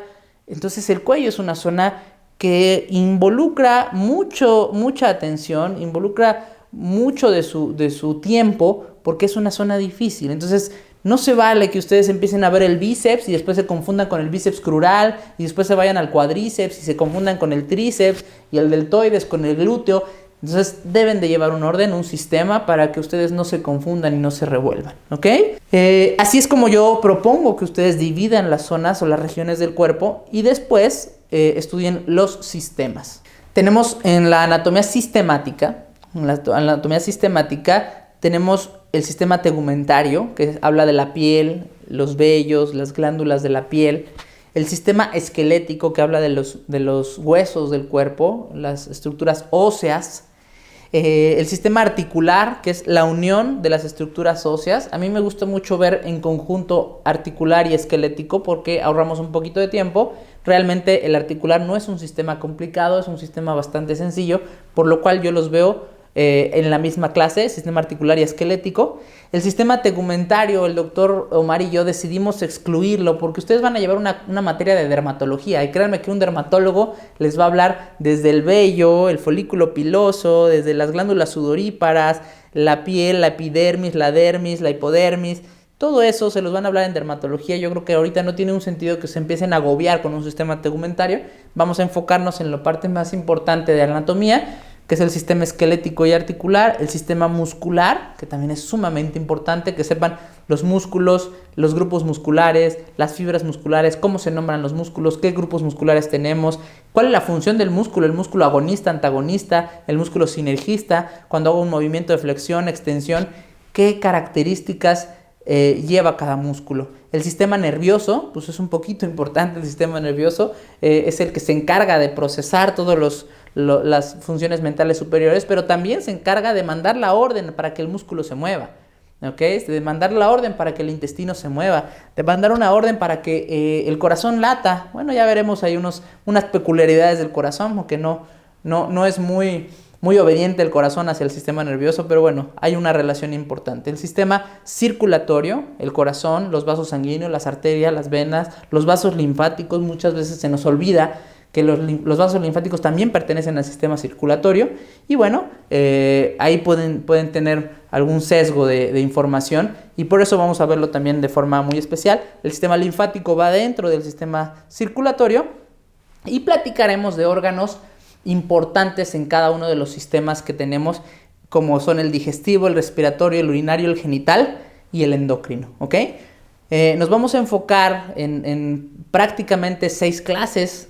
6 clases, esta es la primera de 6 clases, que es terminología, historia de la medicina, términos médicos, y las siguientes clases iremos viendo estos sistemas, el sistema esquelético y articular, el sistema circulatorio, el sistema muscular, el sistema nervioso y los órganos específicos que ahorita vamos a mencionar. La anatomía clínica, como les comentaba, es la anatomía aplicada, ¿ok? Invertimos el curso del pensamiento y decimos, bueno, ¿qué pasaría si no tengo este órgano? ¿Qué pasaría si no tengo este nervio? ¿Qué pasaría si le ligo una arteria ilíaca? Pues pierde la pierna, ¿no? Entonces, ¿qué pasaría? ¿Cuáles son las zonas de inervación afectadas? ¿Cuáles son los trayectos vasculares? Esa es la anatomía clínica. ¿Qué pasa cuando yo quito este vaso sanguíneo? ¿Qué pasa si yo le quito el corazón al paciente? ¿No? Pues se queda sin circulación. ¿Qué pasa si le quito el riñón? Bueno, le queda otro riñón porque tiene 2 riñones, no pasa nada. Entonces, ahí vamos viendo qué pasa en caso de la ausencia de algún órgano. Variantes anatómicas. Eso también es una situación que nos pone en jaque a los cirujanos cuando los pacientes no leen el libro, ¿no? Dices, cuando este paciente no leyó el libro, dice, aquí se supone que tenía un ovario y no hay ovario, ¿no? Resulta que entra una laparoscopía, voy a operarle un quiste de ovario a la paciente y cuando entro, sorpresa, no tiene ovario izquierdo. ¿Cómo le quito el otro ovario que está dañado si no tiene ovario izquierdo? O entro y, churrión, este paciente no tiene un riñón, es monorreno. O tiene 2 riñones del lado derecho y un riñón del lado izquierdo, este es marciano. No es marciano, son variantes anatómicas. Una variante anatómica es cuando un paciente o el cuerpo de un paciente no sigue la regla anatómica que nosotros conocemos, pero tampoco tiene una repercusión clínica. Hay algo que se llama situs inversus, ¿ok? Cuando todos los órganos de un paciente están al revés. El estómago está del lado derecho, el hígado está del lado izquierdo, el riñón izquierdo está más bajo que el derecho, está invertido. El corazón, en lugar de estar cargado al lado izquierdo, está un poquito cargado al lado derecho. Eso se llama situs inversus, ¿ok? Esas son variantes anatómicas porque el paciente no se da cuenta, una de dos, o hasta que se muere y le hacen una autopsia, o hasta que le tienen que operar algo. Resulta que el apéndice la tenía del lado izquierdo y no del derecho, con razón no le dábamos al diagnóstico. Esas son variantes anatómicas. Se deben encontrar durante una disección, son comunes, sí son muy frecuentes, la verdad es que sí son frecuentes, y se identifican cuando se tiene un conocimiento muy, muy claro de lo que es normal. O sea, chirren, yo estudié anatomía, le hice caso al doctor Cordero en la clase de premédico y yo sabía que el estómago estaba del lado izquierdo y este cuate tiene el estómago del lado derecho.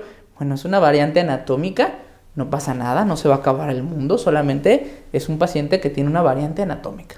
Vamos a hacer un ejercicio ahorita terminando la clase. Es un ejercicio en el que yo involucro su memoria, su capacidad descriptiva, lo que vimos en esta clase y bueno, espero que tenga unos cuantos voluntarios para que vayamos haciendo este ejercicio. El estuche de disección. Este va a ser uno de sus cocos en el momento de la clase de anatomía, porque esta clase forzosamente tiene que involucrar algo práctico, ¿ok? No podemos aprender anatomía sin meter las manos, sin hacer una disección, sin utilizar un estuche de disección.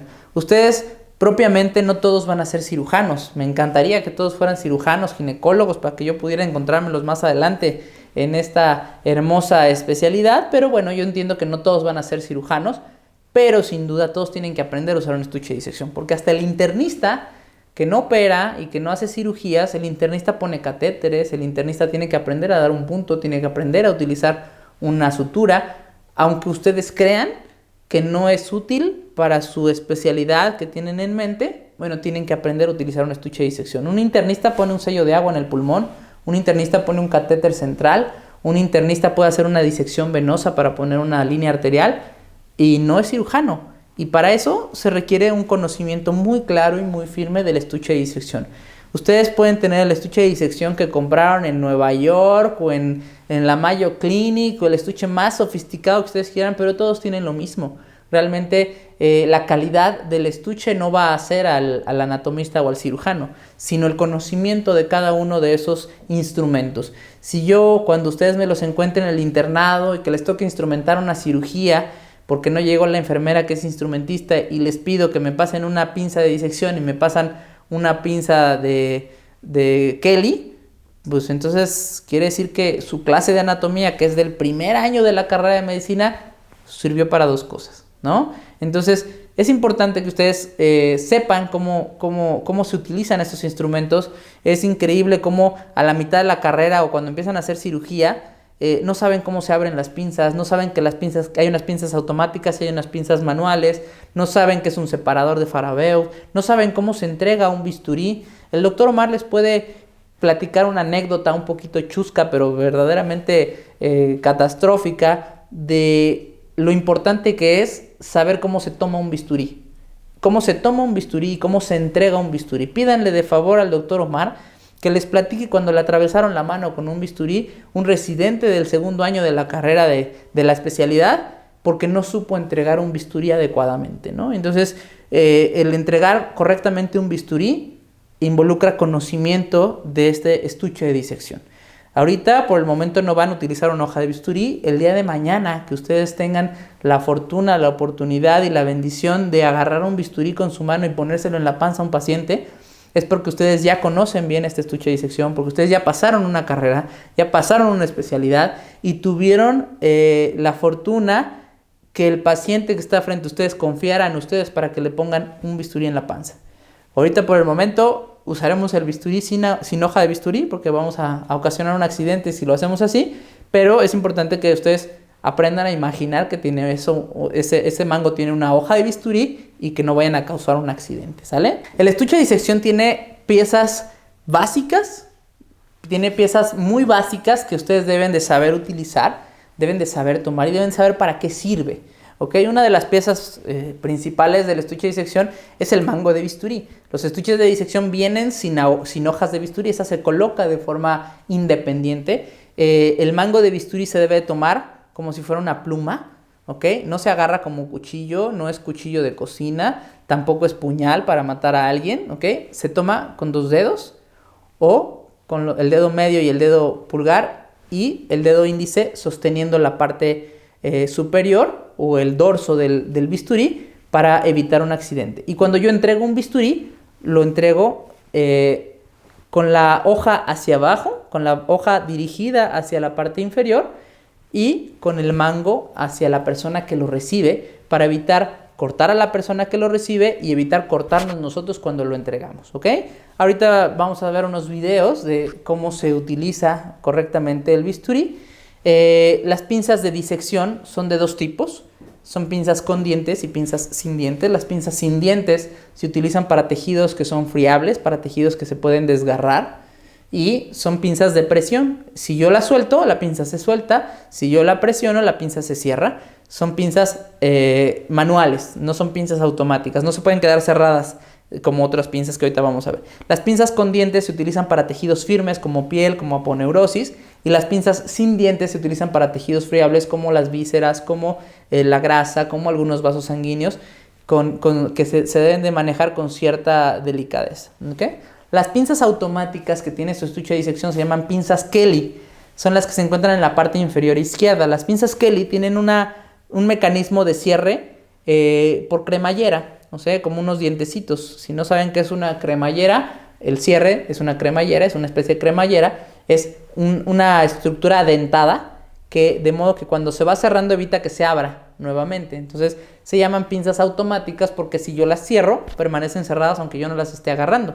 Esas son las pinzas de Kelly, son pinzas para tejidos fuertes, para tejidos que resisten. No voy a tomar una víscera, por ejemplo, o la pared de una víscera con una pinza de Kelly porque le voy a hacer un hoyo. Tiene que ser tejidos firmes como la aponeurosis, como la piel, como algunas otras estructuras que son firmes. Esas son las pinzas de Kelly. Hay pinzas Kelly curvas y hay pinzas Kelly rectas. Hay un par de separadores que vienen juntos ahí en el estuche de disección, que son los que se encuentran en la parte inferior central, que son los separadores de Farabev. No son, hay algunos que le dicen separadores Farabev. No, es separadores de Farabev. ¿Ok? Los separadores de Farabev son para, como su nombre lo indica, para separar tejidos poco profundos. ¿Ok? Cuando yo separo la piel y el tejido celular subcutáneo de una paciente que tiene un panículo adiposo pequeño, utilizo el separador de Farabev. Si yo voy a hacer una separación profunda, no voy a utilizar un separador de Farabev porque se me va a zafar el tejido. Utilizo un separador de Jackson, un separador mucho más grande para que tenga mucho mayor fuerza y más profundidad. El separador de Farabev es para separar tejidos superficiales y delgados. ¿Ok? Es un separador manual porque hay separadores que se quedan en el mismo sitio, o sea, una vez que lo abrimos se quedan así trabados. Esos son separadores automáticos, como el separador de Sullivan, que es un separador automático. ¿Ok? Y por último también tenemos un instrumento que se llama estilete. El estilete es en términos prácticos, es una varilla.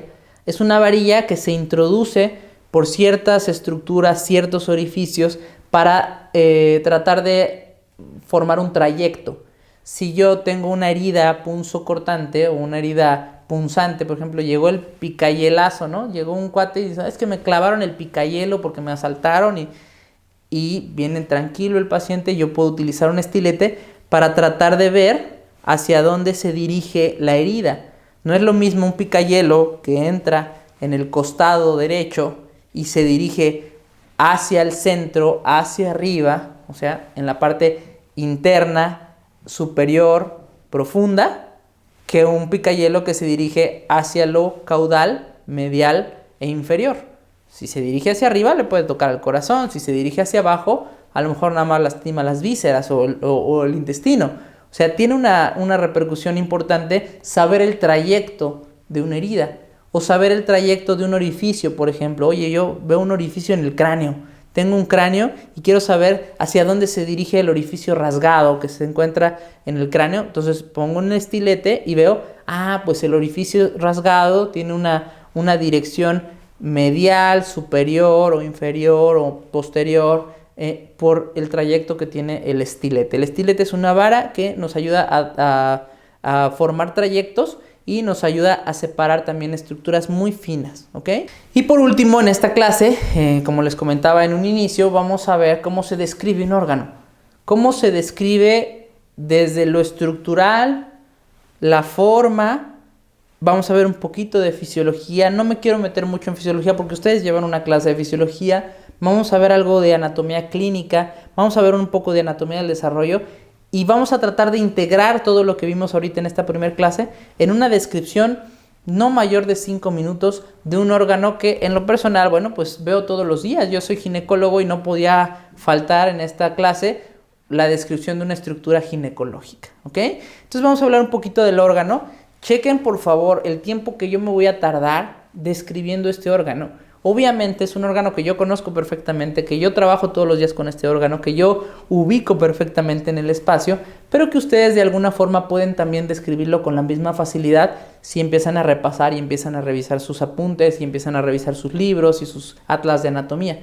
Porque empiezan a conocer los órganos, y cuando ustedes estén dentro de una cirugía, si ustedes tienen la oportunidad o tenemos la fortuna en este semestre de que esta situación de la pandemia nos permita reunirnos o les permita a ustedes entrar a una cirugía con nosotros, que por supuesto están invitados, ya verán o ya aprenderán o verán que lo que vimos en la parte teórica, lo que vimos en la imagen, lo que vimos en el papel, lo que vimos en el libro, es real y se ve así en las pacientes, ¿ok? Entonces vamos a iniciar con la descripción de este órgano para que ustedes vean cómo deben de describir ustedes los órganos que nosotros les vamos a ir asignando, ¿ok?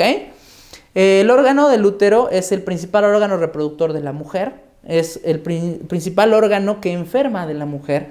Las pacientes ginecológicas van al médico por daños en esta estructura, en este órgano, la mayoría de las veces. También se dañan los ovarios, también se dañan otras estructuras, pero el útero es el que más lata da, ¿ok? Este órgano, junto con los ovarios, mantiene la fisiología hormonal que la paciente tiene en la vida reproductiva.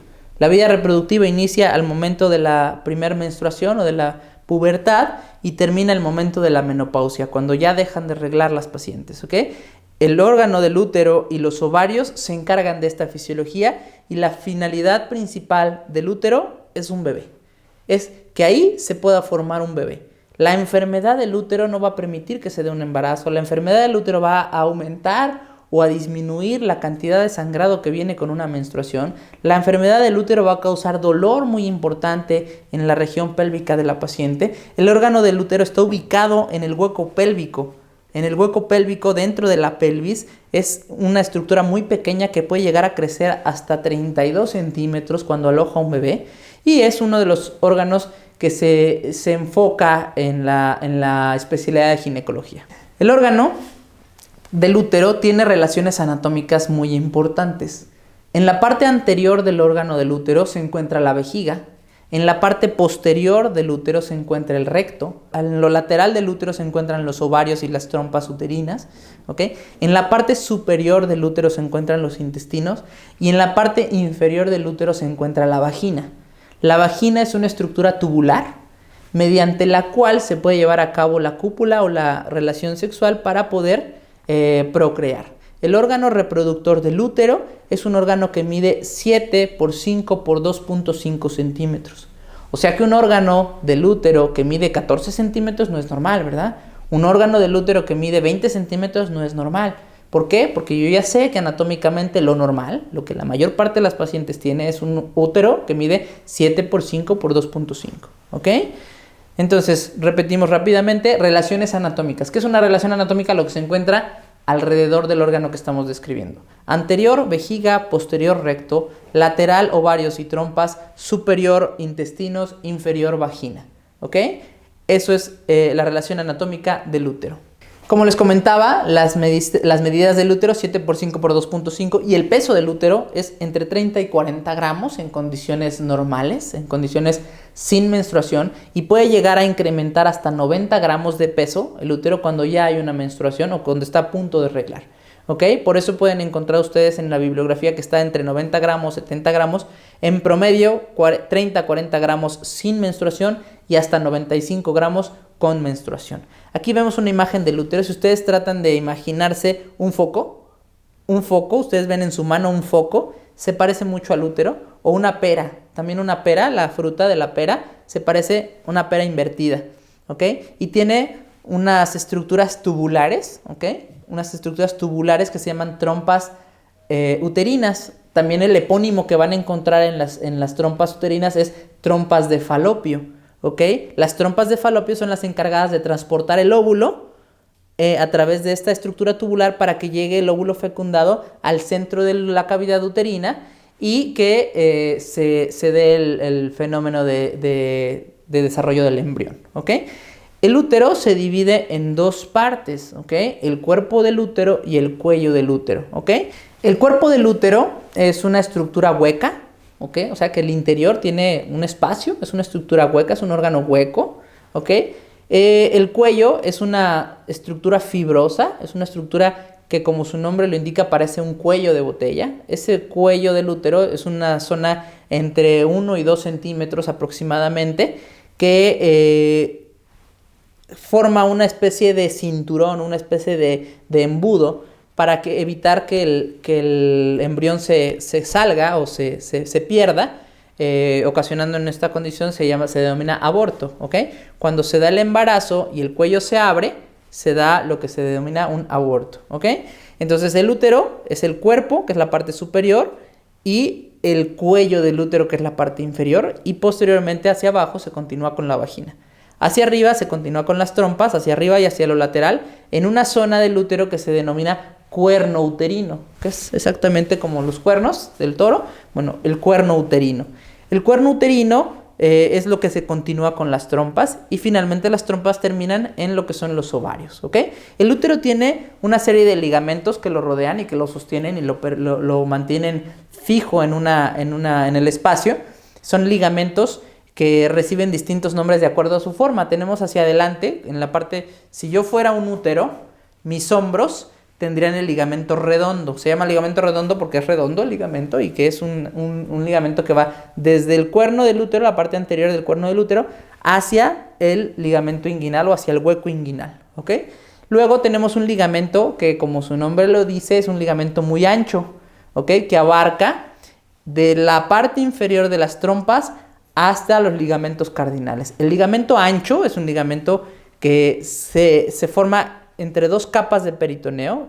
Entre las dos capas del peritoneo es un ligamento que envuelve todos los vasos sanguíneos que llevan la circulación del ovario y del útero, ¿ok? Este ligamento ancho es como una especie de bicapa o una capa doble que envuelve como si fuera un papel celofán a los vasos sanguíneos que están a los lados, ¿ok? Ese ligamento ancho está señalado debajo del ovario, es esta telita que se ve del lado izquierdo como telita blanca que se encuentra debajo de la trompa, ¿ok?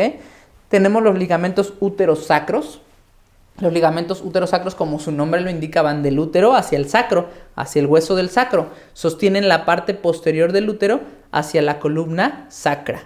Y tenemos los ligamentos cardinales que se encuentran a los lados del útero, ¿ok? Los ligamentos cardinales sostienen el útero de la zona media, de donde se une el cérvix con el cuerpo. Ahí, en esa zona que se llama istmo, porque es una zona un poquito más delgada que el resto del útero, esta zona ístmica tiene los ligamentos cardinales. Cuando nosotros hacemos una histerectomía, vamos cortando todos esos ligamentos para separar el útero del cuerpo y poder extraerlo. El útero tiene capas. El útero tiene capas de afuera hacia adentro. Estas capas son una capa superficial, una capa intermedia. La capa superficial es peritoneo, es una capa muy como brillosa, es una capa lisa, muy resbalosa. La parte intermedia es músculo, es un músculo que se llama miometrio, es el músculo del útero, el miometrio, y la parte interna que se llama endometrio. El endometrio es la parte del útero que se descama cada mes con la menstruación. Cada que se cae el endometrio es un sangrado que se produce y que se va al exterior, ¿ok? Este endometrio es la capa funcional del útero, es la capa interna y es donde normalmente se asienta el embarazo. Cuando hay un embarazo no hay menstruación, porque ahí se asienta el embrión, ¿ok? Estas son las capas del útero. En la histología o en la parte microscópica nosotros vamos a encontrar células de músculo liso en el útero, células de músculo liso y fibrocitos a nivel del cérvix. En el cérvix tiene unas capas de célula que cambian de acuerdo a la zona del cérvix y esas capas de células sirven como un mecanismo de protección contra agresiones externas.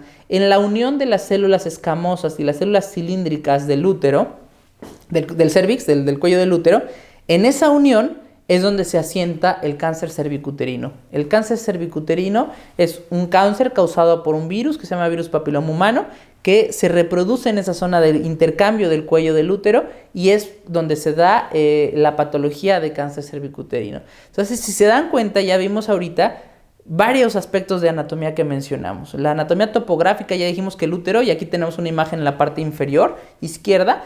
La anatomía topográfica, ubicamos al útero dentro de la pelvis. dentro de la pelvis, o sea, muy, muy, muy por abajo de lo que muchas mujeres piensan cuando les duele la pancita, tienen cólicos y tienen un poco de colitis y les duele la pancita y ellas piensan que les duele el útero, cuando la realidad es que la topografía del útero me dice que es prácticamente imposible que se puedan tocar el útero cuando se están sobando su pancita, porque el útero está intrapélvico, incluso está dentro de la pelvis, no es tan fácil que ustedes puedan percibir una situación de dolor de un órgano que está tan profundo, ¿ok? Pero obviamente tenemos repercusiones en otros órganos y esos son los órganos que normalmente duelen, ¿sale? Anatomía topográfica, ya vimos anatomía estructural, ya vimos la forma del útero, las capas del útero, las células del útero, los leiomiomas son tumores del músculo del útero. Y ahí vemos el cáncer cervicuterino, los miomas uterinos, la endometriosis, eso es una anatomía patológica. O sea, ya conozco el útero perfectamente sano. Ahora, ¿cómo se enferma el útero? Cáncer cervicuterino, miomas del útero, endometriosis, son patologías del útero. Es anatomía patológica, ¿ok?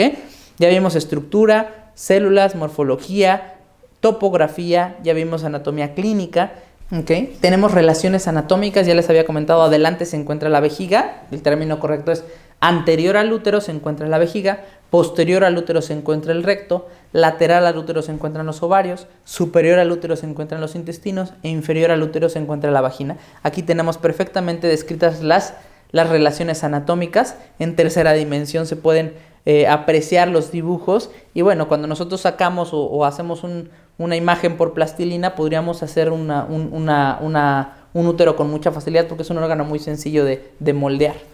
Y viene la parte peligrosa, ¿no? Cuando nosotros somos cirujanos y cuando nos gusta entrar un poquito a operar, encontramos, este es el coco de los cirujanos, ¿no? Los vasos sanguíneos.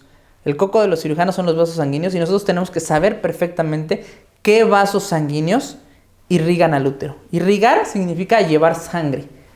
Yo le llevo sangre al útero mediante vasos sanguíneos y esos vasos sanguíneos provienen de otro vaso sanguíneo y ese otro vaso sanguíneo proviene de un gran vaso y ese gran vaso proviene del corazón, ¿no? Entonces del corazón yo voy dividiendo las arterias, que son las que llevan la sangre, y las venas son las que devuelven la sangre al corazón. El útero recibe una irrigación de las arterias uterinas que se encuentran en la parte lateral, que son los ligamentos cardinales. A esa altura es donde entran las arterias uterinas, se ramifican hacia la parte superior, formando en conjunción con la arteria ovárica, una arteria que se llama arteria de Samsung, ¿ok? La arteria de Samsung o plexo pampiniforme que se encuentra en la unión de estas dos arterias son las arterias que llevan a cabo la irrigación del útero, ¿ok? La arteria ovárica proviene de dos lugares. Puede ser variantes anatómicas. Una que venga directamente de la aorta, o sea, que la aorta lleve la sangre a la arteria ovárica, o que venga de la arteria renal. Cualquiera de las dos es una variante normal. La arteria ovárica proviene de la renal o de la aorta, ¿ok? Y se une con la arteria uterina mediante el plexo pampiniforme o arteria de Samsung, ¿ok? El útero o la arteria uterina proviene de la ilíaca interna. La ilíaca interna, también denominada arteria hipogástrica, proviene de la ilíaca común. Y la ilíaca común es la rama principal de la aorta, ¿ok? Entonces la aorta se divide en dos, que es arteria ilíaca derecha e ilíaca izquierda. Y la ilíaca, cualquiera de las dos ilíacas da una ilíaca interna, se divide en dos, ilíaca interna y ilíaca externa. La ilíaca interna, también denominada arteria hipogástrica, genera una de las ramas que es la arteria uterina. Es por eso que cuando nosotros hacemos una histerectomía o atendemos a una paciente que tuvo un embarazo ectópico es cuando el embrión se implanta fuera del útero y rompe esta arteria ovárica. Por eso nosotros cuando hacemos una histerectomía o tenemos un embarazo ectópico tenemos hemorragias tan grandes. Cuando se rompe la arteria uterina o cuando se rompe la arteria ovárica, tenemos una irrigación, un flujo sanguíneo proveniente directamente o de la aorta o de la renal, que es una arteria directa de la aorta, o de la arteria ilíaca, ¿ok? Entonces, una hemorragia de estos dos vasos sanguíneos nos pueden vaciar a un paciente en 5 minutos, ¿ok? Si ustedes le abren la llave de su lavamanos, ábranle la llave 5 minutos y ven cuánta agua se junta, y eso es más o menos lo que ustedes, el flujo de presión de sangre que ustedes tendrían cuando se lesionan algunos de estos vasos. Es por eso que la ginecología tiene mucha urgencia o mucha velocidad, mucha premura por por atender este tipo de urgencias, ¿ok? Entonces, queda claro, arteria ovárica proviene de la renal o proviene directamente de la aorta. La arteria uterina proviene de la ilíaca interna, que es rama de la ilíaca común, y la ilíaca común es la rama principal de la aorta, ¿ok? Estas dos arterias, uterina y ovárica, se unen formando el plexo pampiniforme o la arteria de Samsung, ¿ok? Así la van a encontrar en la literatura. Esa es la irrigación del útero. Y las venas es exactamente lo mismo, pero en reversa, ¿ok? También es importante que vean esta imagen, porque esta es una imagen donde resaltamos un poquito los vasos sanguíneos, y es por eso que la menstruación es en ocasiones un poquito agresiva con algunas pacientes, porque el útero tiene una irrigación bastante interesante. La inervación, y con esto terminamos. Cuando nosotros describimos un órgano, vemos estructura, superficie, relaciones anatómicas, irrigación e inervación. ¿Por qué es importante conocer la inervación del útero? El útero recibe inervación de los plexos nerviosos a nivel del sacro y a nivel de la región lumbar. Cuando yo hago una cesárea, no sé si ustedes han visto que una cesárea utilizamos una anestesia de la mitad del cuerpo hacia abajo, de modo que la mamá puede estar despierta durante el momento del nacimiento de su bebé y pueda ver a su bebé. Si yo durmiera a la paciente completamente antes de hacer una cesárea, pues la paciente no puede ver a su bebé y a lo mejor el bebé también me sale dormido. Entonces no puedo darle una anestesia general a una cesárea, pues que es un evento pues, programado y con algo de tranquilidad, ¿no? Entonces, cuando yo estudio la inervación, le pido al anestesiólogo que le ponga una sedación o una analgesia, una anestesia de la mitad para abajo. Y si yo coloco una anestesia a nivel de L2, L3, a nivel de la columna, voy a dormir nada más de la mitad hacia abajo y la paciente va a poder estar despierta. Cuando yo tengo una paciente con endometriosis o con dolor pélvico crónico que nos hace que cuando hay una menstruación sea sumamente dolorosa, todos tuvimos una compañera en la escuela que faltaba luego a las clases por el dolor de la menstruación. Bueno, eso se llama endometriosis, es una patología, se tiene que atender. Y hay una cirugía que se utiliza en la laparoscopía que se llama LUNA, que es la ablación de los nervios uterosacros. Son siglas en inglés, que es Laparoscopic Uterosacro Ablation. ¿Okay? Esta ablación de los nervios uterosacros es prácticamente, técnicamente, quemar los nervios que llevan la sensibilidad al útero para quitar el dolor de la menstruación. Es una cirugía que dura 5 minutos, que no necesito abrirle a la paciente ninguna incisión. Entro con una cámara a través del ombligo y con una pinza de 5 milímetros, quemo esos nervios y le quito el dolor de la menstruación a la paciente sin ninguna repercusión. Entonces, son conocimientos anatómicos que nosotros sabemos acerca de un órgano al que nosotros nos dedicamos y que nos permiten resolver una condición clínica muy importante para los pacientes. Por eso es importante conocer la inervación. Los nervios uterosacros llevan a cabo la inervación sensitiva del útero y por eso nos funciona para mejorar el dolor. Conclusiones: es importante conocer las características normales para poder reconocer así las alteraciones. ¿Okay? Si yo conozco perfectamente lo que es normal, para mí va a ser muy sencillo saber cuando algo no es normal. A lo mejor puedo no ser experto en el tema, pero decir, ¿sabes qué? No sé qué sea esa patología, pero normal no es, porque yo conozco perfectamente lo que es normal. Saber en dónde puedo yo detener una hemorragia. Cuando tú tienes una ruptura de la tubería del baño del piso de abajo de tu casa, se rompe la tubería, se empieza a salir el agua, pues te corres y cierras la llave de paso de la entrada de tu casa y asunto arreglado, ya no hiciste una inundación. Cierras la llave, le llamas al plomero, arregla tu baño y ya después le puedes abrir la llave. Pero si yo no conozco dónde está la llave de paso de mi casa, pues voy a tener una inundación y el plomero nunca va a poder trabajar y pues no vamos a cambiar el baño y esto se hace un caos. Así se mueren los pacientes. Si yo tengo una hemorragia de la arteria uterina porque cuando estaba haciendo la cesárea sin querer le jalé de más y rompí la uterina y empieza a sangrar como loco, pues entonces yo presiono la hipogástrica, la ilíaca interna, que es un vaso sanguíneo que lleva la irrigación de la uterina, detengo la hemorragia, reparo el vaso uterino que rompí y después vuelvo a abrirle la llave para que todo regrese a la normalidad. Entonces, conocer la anatomía de la irrigación de un órgano nos permite prevenir o controlar una hemorragia en un accidente quirúrgico. ¿Okay?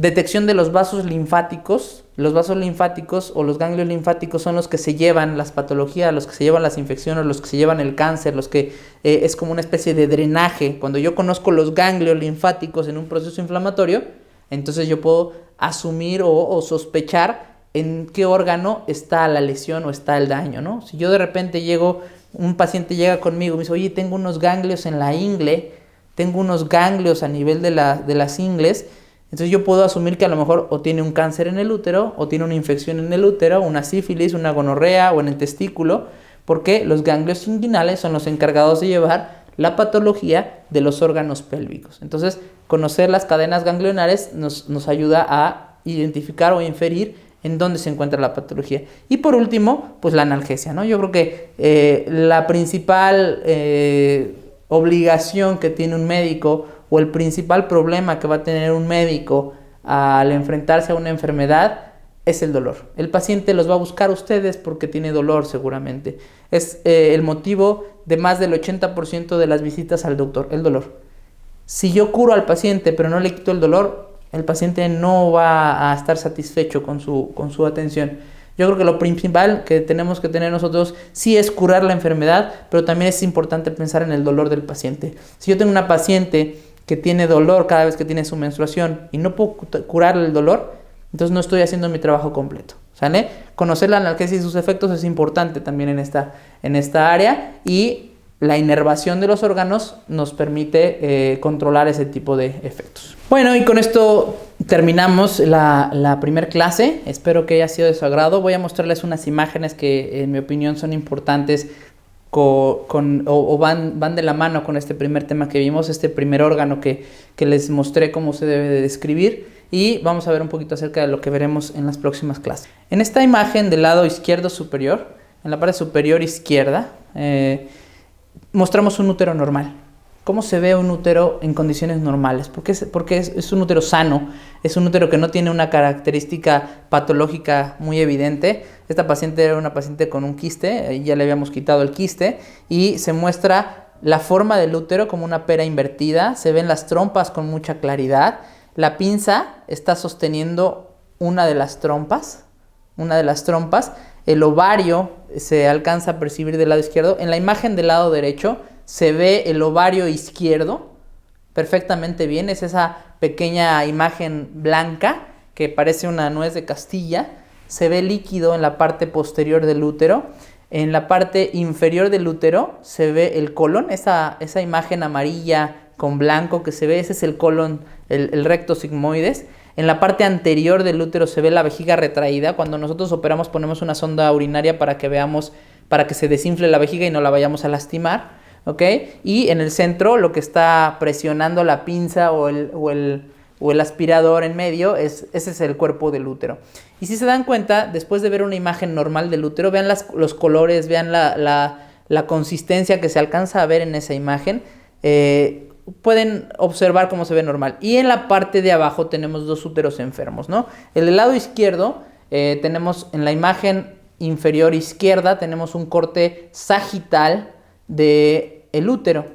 En el corte sagital nosotros podemos ver con mucha claridad la columna vertebral, se ve el útero que tiene una patología que se llama miomatosis uterina, se ve el recto con mucha retracción y la vejiga se ve totalmente presionada, se ve ahí como aplastadita esta vejiga, es de color blanco porque el líquido en resonancia magnética se ve de color blanco, y el útero con una gran cantidad de miomas. Cuando nosotros vemos la imagen de en medio, del centro abajo, esa es la patología. Cuando nosotros ya sacamos el útero del cuerpo de esa paciente, lo sacamos en pedacitos pequeños morcelados, que se llama un útero morcelado, y vean la cantidad. Si recuerdan cuánto les dije yo que pesaba el útero, pesaba 40 a 90 gramos, y lo que yo tengo en mi mano, esa pieza de patología, no tengo yo ojos de pesa ni ojos de báscula, pero sin duda esa patología no pesa 40 o 50 gramos, esa patología pesa más de 1 kilo, y esa es la patología que nosotros extrajimos en este caso. Y por último, en el lado derecho inferior, vemos un útero con cáncer, ¿no? Es un útero que no tiene las características de un útero sano, los ovarios se ven bastante afectados, incluso tiene una perforación uterina esa pieza patológica, porque con mucha facilidad se rompen los úteros que tienen cáncer. Ese es un útero con una enfermedad maligna. Entonces, con la imagen, sin que ustedes tengan que tocarlo, sin que ustedes tengan que estar presentes, simplemente con la imagen y con lo que ustedes ya aprendieron de un útero normal, pueden describir cómo esa patología no es normal, ¿ok? Estas son imágenes muy importantes. Cuando nosotros atacamos bien un tema, o cuando nosotros atacamos bien un padecimiento, podemos evitar este tipo de enfermedades como las que están viendo ustedes en estas imágenes. La que sigue, por favor. Esto es lo que debe de dar el útero. Esto es lo que debe de dar el útero. El útero nos debe dar bebés, ¿ok? No enfermedades. Y cuando nosotros conocemos la anatomía, conocemos la fisiología, conocemos la anatomía clínica, vemos todos los aspectos importantes, podemos tener estas imágenes tan bellas que nos muestran pues, lo que hace el útero cuando está sano, ¿no? El útero da vida, el útero nos da estas bellezas de imagen. Y bueno, con esto quiero yo terminar el tema. Para la próxima clase les voy a pedir que revisen, que nos envíen dos artículos que hablen de variantes anatómicas normales en los órganos reproductores femeninos, variantes anatómicas. Hay algo que se llama úteros bidelfos, hay otros que se llaman úteros arcuatos, úteros bicornes, eso se llaman malformaciones müllerianas. Hay variantes o agenesia de útero, por ejemplo. Quiero que me digan, de acuerdo a lo que ustedes entendieron de la clase, de lo que es una variante anatómica. Recuerden que una variante anatómica es algo que sale de la normalidad o de lo que con mayor frecuencia encontramos en una disección anatómica, pero que no es patológico, ¿ok? Ojo con eso, porque si ustedes me mandan una variante anatómica que es patológica, eso ya no es una variante anatómica, eso ya es una enfermedad, ¿ok? Variantes anatómicas, es muy importante que ustedes describan si esa variante anatómica es patológica o es una variante anatómica normal, ¿sale? Un ejemplo de variante anatómica normal es el útero en retroverso flexión, ¿no? Un útero que está en anteverso flexión está doblado hacia la parte anterior y un útero que está en retroverso flexión está doblado hacia la parte posterior. Que es una variante anatómica totalmente normal, no tiene ninguna repercusión clínica, las pacientes ni siquiera se darían cuenta que tienen un útero en retroverso flexión o anteverso flexión. Y eso es un ejemplo de variante anatómica normal. Les voy a pedir que me manden un artículo, ya platicaremos ahorita en la discusión del tema, que me manden un artículo en relación a variantes anatómicas normales de los órganos femeninos. Y el segundo tema del cual ustedes pueden elegir, ya sea uno u otro, del artículo es un embarazo ectópico, ¿ok? Hay variantes de embarazos ectópicos múltiples, hay embarazos ectópicos cornuales, embarazos ectópicos ováricos, embarazos ectópicos cervicales, embarazos ectópicos pulmonares o no sé, donde ustedes lo quieran encontrar, artículos que hablen de embarazo ectópico. Esta finalidad, este ejercicio de los artículos es algo que a ustedes les va a ayudar. Realmente a mí no me interesa que sean investigadores, ni que publiquen en el Journal Medic, ni en el New England. Simple y sencillamente quiero que me manden su artículo que les haya parecido interesante, que quieran comentar en la clase. Si ustedes van a mandar un artículo que no van a leer, que no van a comentar en la clase, que no tienen ni idea de dónde salió el artículo, ni mucho menos, preferiría que no lo hagan, preferiría que no lo manden, porque queremos a alguien que nos aporte, ¿ok? No es una actividad que les lleve mucho tiempo. Tampoco les voy a pedir un artículo de 20 hojas, no les estoy pidiendo un número de hojas de artículo, ni una dimensión especial de artículo. Lo que a ustedes les llame la atención, pero que lo lean, que lo analicen, que vean dónde se hizo, por qué se hizo, etcétera, para que nosotros discutamos 2 o 3 artículos en la próxima clase de estos 2 temas que les mencioné, ¿ok? Y bueno, por último, los órganos que estaremos viendo a lo largo del curso, en los cuales ustedes ya pueden empezar a investigar, ya pueden empezar a estudiar y ya pueden tratar de aprender, es el útero que ya vimos ahorita, el útero con los ovarios, que eso ya lo vimos, que va a venir seguramente en el examen, los riñones, que son órganos bilaterales que tienen ciertas características distintas al útero, los pulmones, que son órganos también un poquito importantes en la fisiología del cuerpo humano, y el hígado. Son 4 órganos que vamos a ver a lo largo de este curso que necesito que ustedes describan perfectamente, que ustedes analicen perfectamente y que nos va a aportar información importante para su examen final, ¿ok? Esos 4 órganos son los que veremos a lo largo del curso. Ya los pueden ir estudiando, ya pueden ir investigando, ya pueden bajar videos o pueden bajar láminas o dibujos o imágenes que les ayuden a aprender a memorizar estos órganos, y con eso iremos evaluando todo este curso. Bueno, con esto terminamos. Yo les agradezco mucho la atención. Espero que la clase haya sido de su agrado. La finalidad, les repito, de esta dinámica es que ustedes puedan retrasar, adelantar, repetir probablemente algunos conceptos o algunas situaciones humanas o errores que yo pudiera tener al momento de dar esta clase. Se van a encontrar, se van a ver en el video. Habrá quienes pidan a sus papás, a sus familiares, a sus tíos que son médicos, que analicen mi trabajo, que analicen mi clase. La verdad es que no tengo ningún inconveniente con que me hagan las observaciones pertinentes. Agradeceré muchísimo que me retroalimenten con sus correos, con sus mensajes o con otras ideas que ustedes quieran que nosotros vayamos tocando en estos temas que vamos a ver a lo largo del curso. No pretendo que ustedes se vuelvan anatomistas en un curso de 16 semanas. Yo llevo más de 10 años en esto de la medicina y sigo aprendiendo anatomía. Cada que yo les doy una clase, cada que yo les explico un órgano, cada que yo les explico una terminología, yo me tengo que volver a poner a estudiar.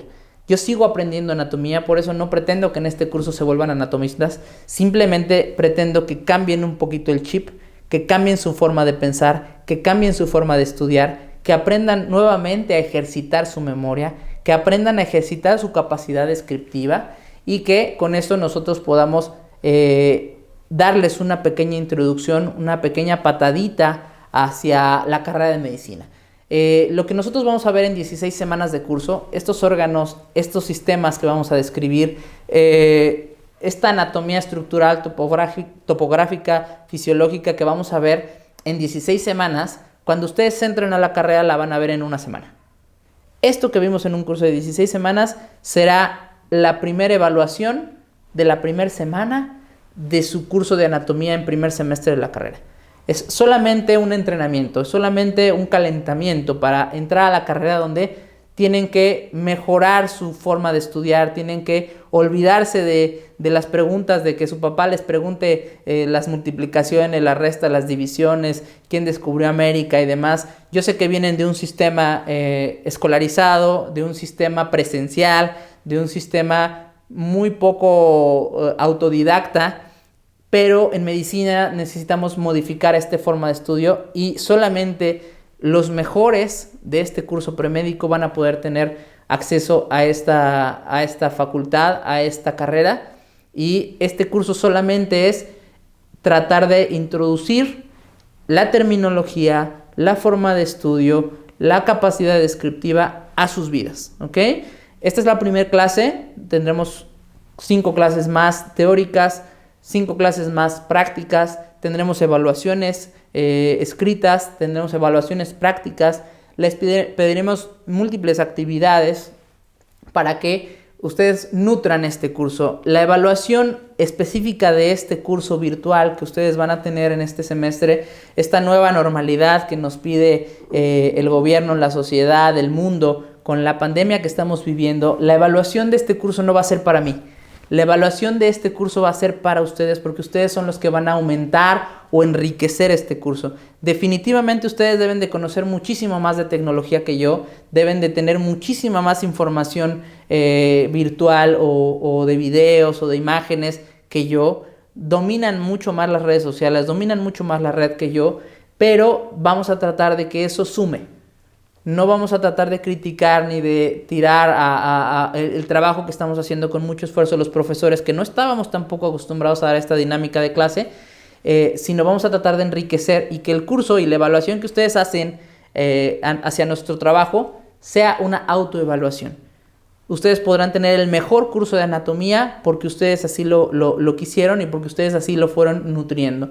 Entonces yo los invito a que en esta ocasión, y a diferencia de otros semestres, que muchos de ustedes que ya estuvieron conmigo el semestre pasado y vivieron esta migración de este sistema híbrido, tratemos de borrar lo que pasó en el pasado. Si les gustó el curso o no les gustó el curso, vamos a tratar de que este curso sea un curso nuevo, y que todo lo que ustedes comenten Créanme que lo tomamos en cuenta. Yo reviso todas y cada uno de los comentarios que ustedes hacen. Son comentarios anónimos, son comentarios que no van a tener una repercusión sobre su calificación y sobre su entrada a la carrera, pero son comentarios que a nosotros nos permiten mejorar lo que estamos haciendo por ustedes, ¿ok? Si yo estoy aquí y el doctor Omar estamos aquí es porque ustedes así lo pidieron y esperamos que este curso sea de su agrado. Quedo a sus órdenes, ya tienen mis teléfonos, ya tienen mi contacto, mi correo y la disposición de mi tiempo en la medida de lo posible. Recuerden que el doctor Omar y yo somos médicos también, ejercemos la carrera de medicina, ejercemos nuestra especialidad, somos médicos que están ocupados en la mayor parte del tiempo, pero que nos vamos a dar el tiempo que sea necesario para atender sus preguntas y tratar de colaborar con su entrenamiento de este curso premédico. Les agradezco mucho y les repito mi nombre, soy Roberto Alonso Cordero Brieño, estoy a sus órdenes y nos vemos pronto.